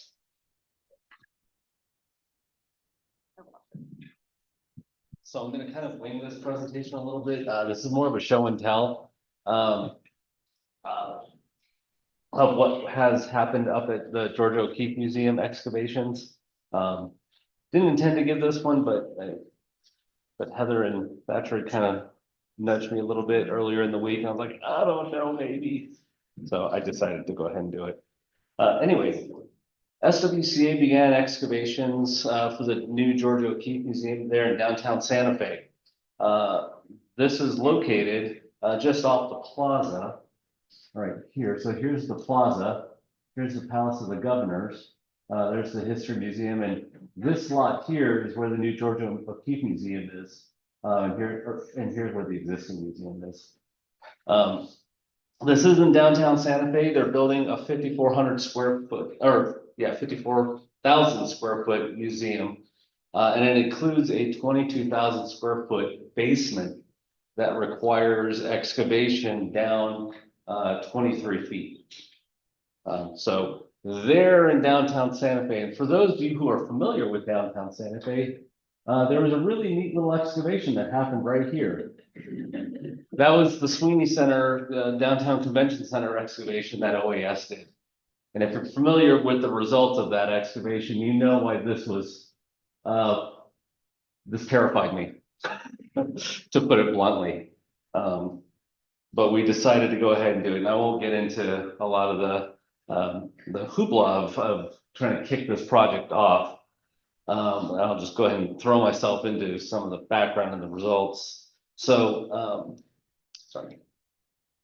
So at the Sweeney Center, located roughly 150 feet away, we had the ancestral Pueblo village site, LA 1051, or the Sweeney Center site.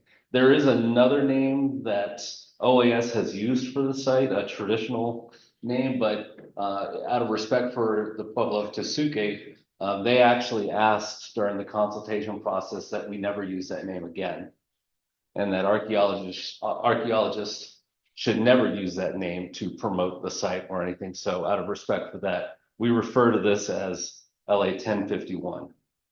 But you can see there's just a number of pit houses and additional ancillary features running all along the site. And mind you, again, 150 feet north of where we were. In addition, we have this lovely, oh gosh, the Urrutia map. This is the earliest map of downtown Santa Fe that we have.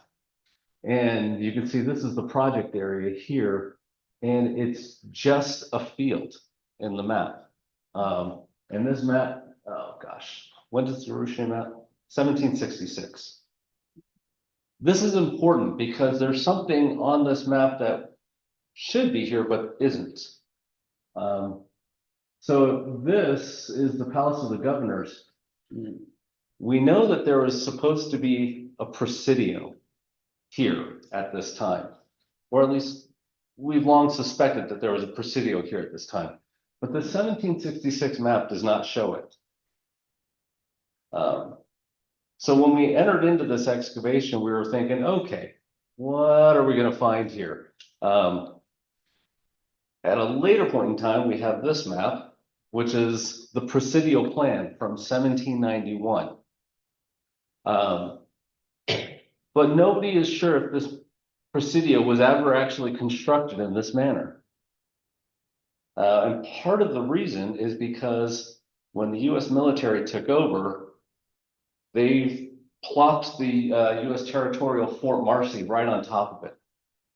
And what ended up happening was, unbeknownst to us until we started excavating, the US territorial fort, they essentially took over this whole area.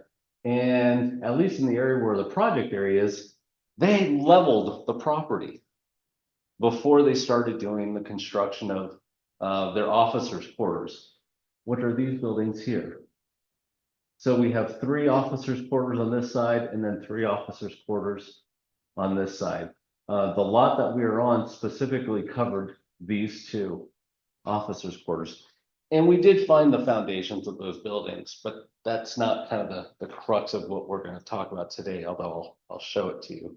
So again, here's another map, and you can see these lovely houses here. And there's kind of the project area. There's the buildings again. And here's the Sanborn maps showing the footprint of those buildings. The south building was demolished sometime between 1903 and 1911, and the north building was demolished sometime around 1940. The Presidio itself was deaccessioned in 1896 and handed over to the city of Santa Fe. And here it is again, and you can see that the building's demolished. So OAS did testing at the site in 2020, and they were only allowed to test in this parking lot area because in 1950, 1970, this lovely building was constructed. It's the big supermarket, the old Safeway. And so that we're going to have to demolish that building, but you can see these trenches that OAS excavated here, here, and here. They were only able to go down about 6 feet, and they found in many of those cases the foundations for the old officers' quarters. But they weren't able to get down below 6 feet. And what's interesting is within that 6 feet, there was no pueblo, no Puebloan materials. So we kind of wondered, oh, how much deeper are we going to have to go on this in order to encounter some of those Puebloan materials? And mind you, we had to clear 23 feet. So we brought out the GPR, and here's some footprints of the buildings there. We got part of it here, but there's also one other little anomaly. There's a little anomaly right here.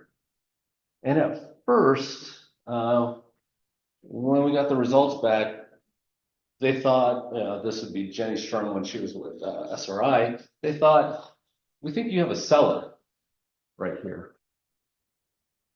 There's some kind of weird building just off the north side of the south officers' quarters. Oh, okay. We'll keep an eye out. Cool. So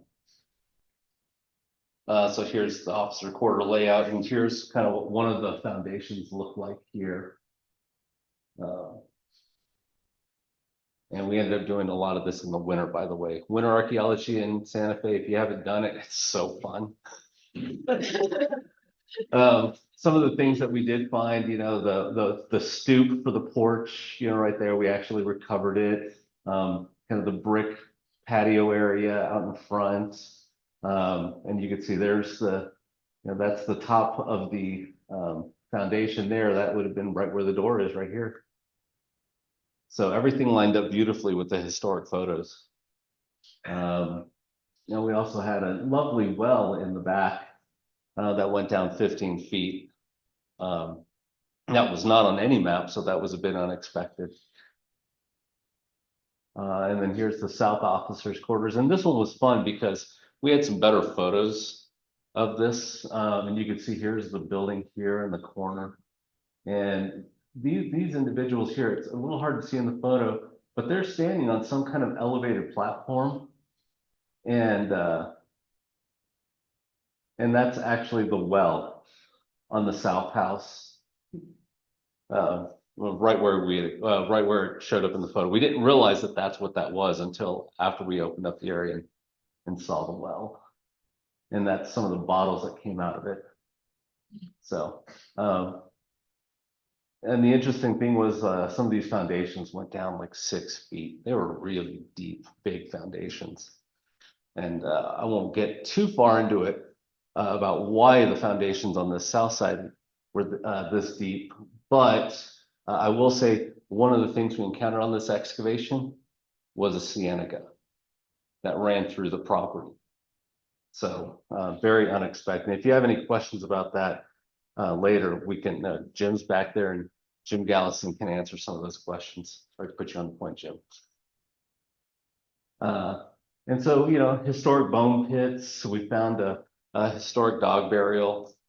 Everything that we were finding really reflected post 1850s, possibly as early as 1800 trash pits. But one of the most unusual things we found, and the point of me talking right here, is this. Once we got below the officers' quarters, this was about 4 feet below modern ground surface, we started hitting these wooden beams. They were all horizontal, and we couldn't make heads or tails out of what was going on here. Until we started opening it up, and you could see 2 parallel rows of rocks with these wooden beams sitting across. We also had a series of vertical posts too that we kept encountering. And as we open this up some more, you can see just how extensive this is. It's about 3.5, 4 feet deep. And you can see how beautifully well built this is. Just to give you an idea how it was constructed, the trench was first excavated. And then in the bottom of the trench, at very regular intervals, were vertical posts that were put in. And then behind those vertical posts were these horizontal posts of a specific length. And they would then pack in cobbles in between the boards. And then you'd have these vertical wooden posts, all juniper, by the way, that were then installed on the sides of the trench. And behind the vertical posts would be more cobbles that were packed in. And you can see that here on either side. And there's a cross section of what it looks like.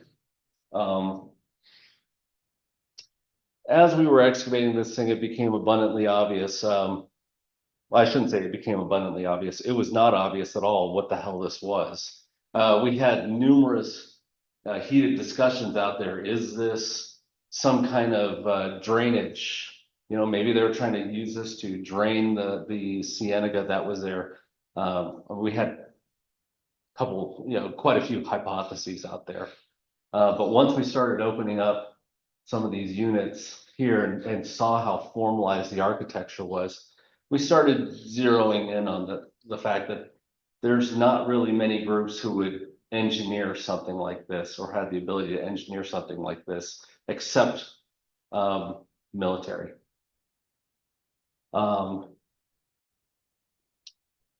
And so here's a 3D map of it that our lovely drone team, thank you, Pat and Bill, made. And so you can see kind of just how extensive this trench is. We didn't excavate the whole thing. We only excavated these sections down to the floor because it was too long.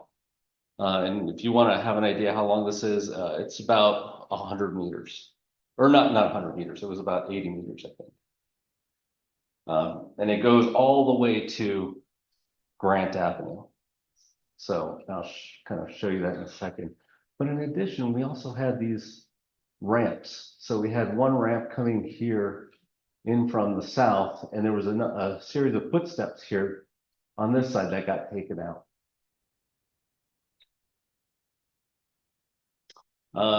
In terms of the artifacts, we have French gun flints. So yeah, that's a French chert that's there. And French gun flints are very common at Spanish colonial sites because there were two main producers of gun flints back in the 1600s, the French and the British. And the two chert sources look very different. So it's a great indicator. That one was a French one. But we also had loads of vessels. A number of soup plates were appearing in the bottom of this trench. And we also had a couple of square vessels. And both of those kind of types of pottery together really hints at this being from 1600 from the 1600s, really pre-revolt. And Dee Dee Snow has seen some of these as well, and she kind of confirmed, yeah, this looks very much pre-revolt. So, and so yeah, there's another. That's this example here where you can see the flare on the vessel. We think it's Sakona polychrome. So, and there might be some, was it Pahogi? Is that right, Alex? Yeah. And so in terms of dating, like I said, 17th century ceramics, unfortunately, all the wood is juniper, so we can't dendro it. I know, that's kind of the first thing I was like, oh, the wood is beautifully preserved. In fact, it's so well preserved that Jim actually took some sections of it so we could see what kind of wood it was. And it smelled like just beautifully fresh cut juniper. It was just so well preserved. And so the only text that we have referring to this, the presence of a possible presidio is this letter from the Viceroy of Spain from 1621, where the Viceroy ordered the Villa of Santa Fe to essentially reinforce their fortifications. But all it says in there is to construct 4 towers. There's no mention of a fortification ditch like this. So it's a little confusing what's going on here. But it does say, square the boundaries of the villa for better defense. So maybe this was the start of them squaring the villa. And just to give you an idea, to go back a little bit where this thing is in relation to the rest of the site. No, actually, I think I can use this one. So this trench runs right here through the parking lot. And if you know anything about downtown Santa Fe, go back to the map. There's something weird about this one particular location. If you notice, most of the city in downtown Santa Fe is laid out on a grid. But you got one road here, Grant Avenue, that runs off at a slight slant.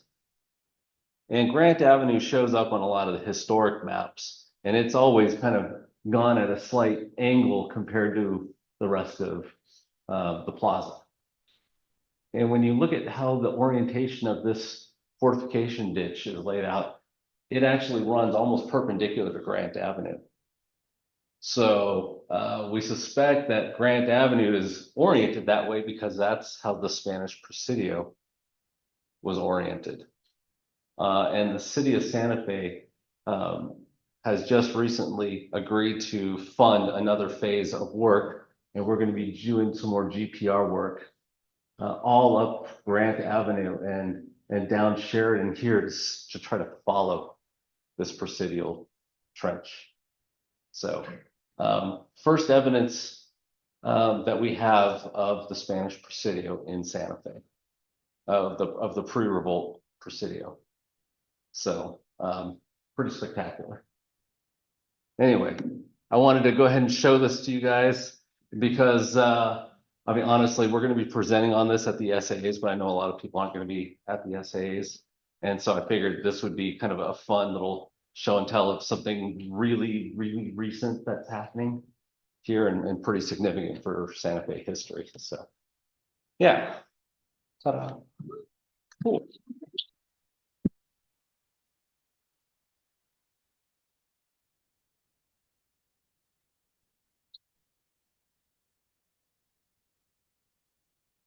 I don't know if anyone has any questions or answers, or sorry, well, we'd have the answers, but questions for the presenters in the afternoon. I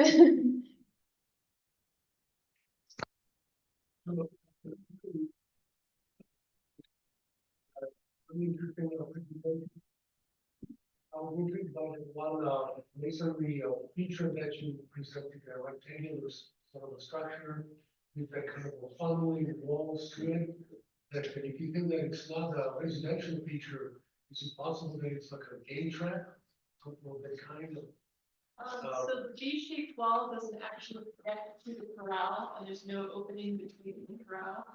There's no opening between them. So yeah, we thought of the game trap too, like it's a funnel, sure it is, but yeah, they don't actually connect, there's no space between them. And what I didn't show you pictures of or describe is that in the apex of the V, there's an area where there's like a clear path, a T-shaped path with road with stone step along the side. Doesn't really go anywhere, but that's there too.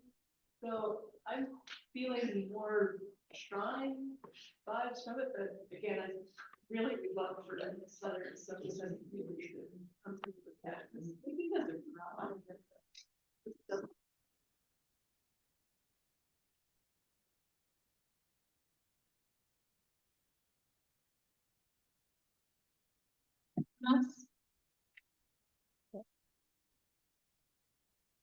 Very well, I want to thank Pat for doing all the audio over there and visual aids over there, and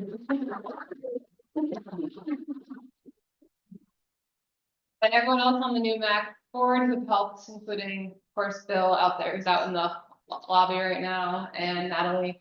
And yeah, I hope you guys all had a good. And also the museum as well for hosting us. And then, yeah, if anyone's interested, it will be a happy hour at Bow and Arrow that you may find your way over to. Otherwise, I'm really happy you guys all came out, and I hope you guys have a good rest of your day, and see you next year.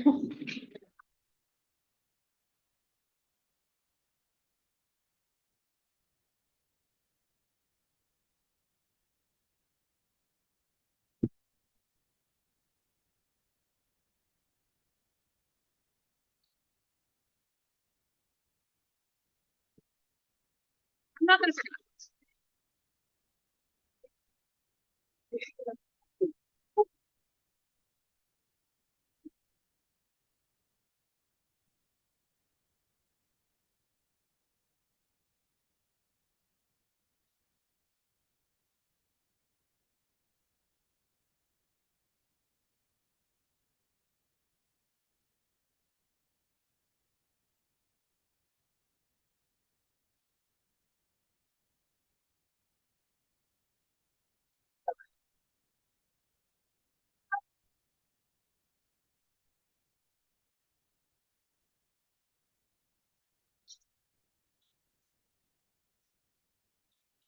Thanks.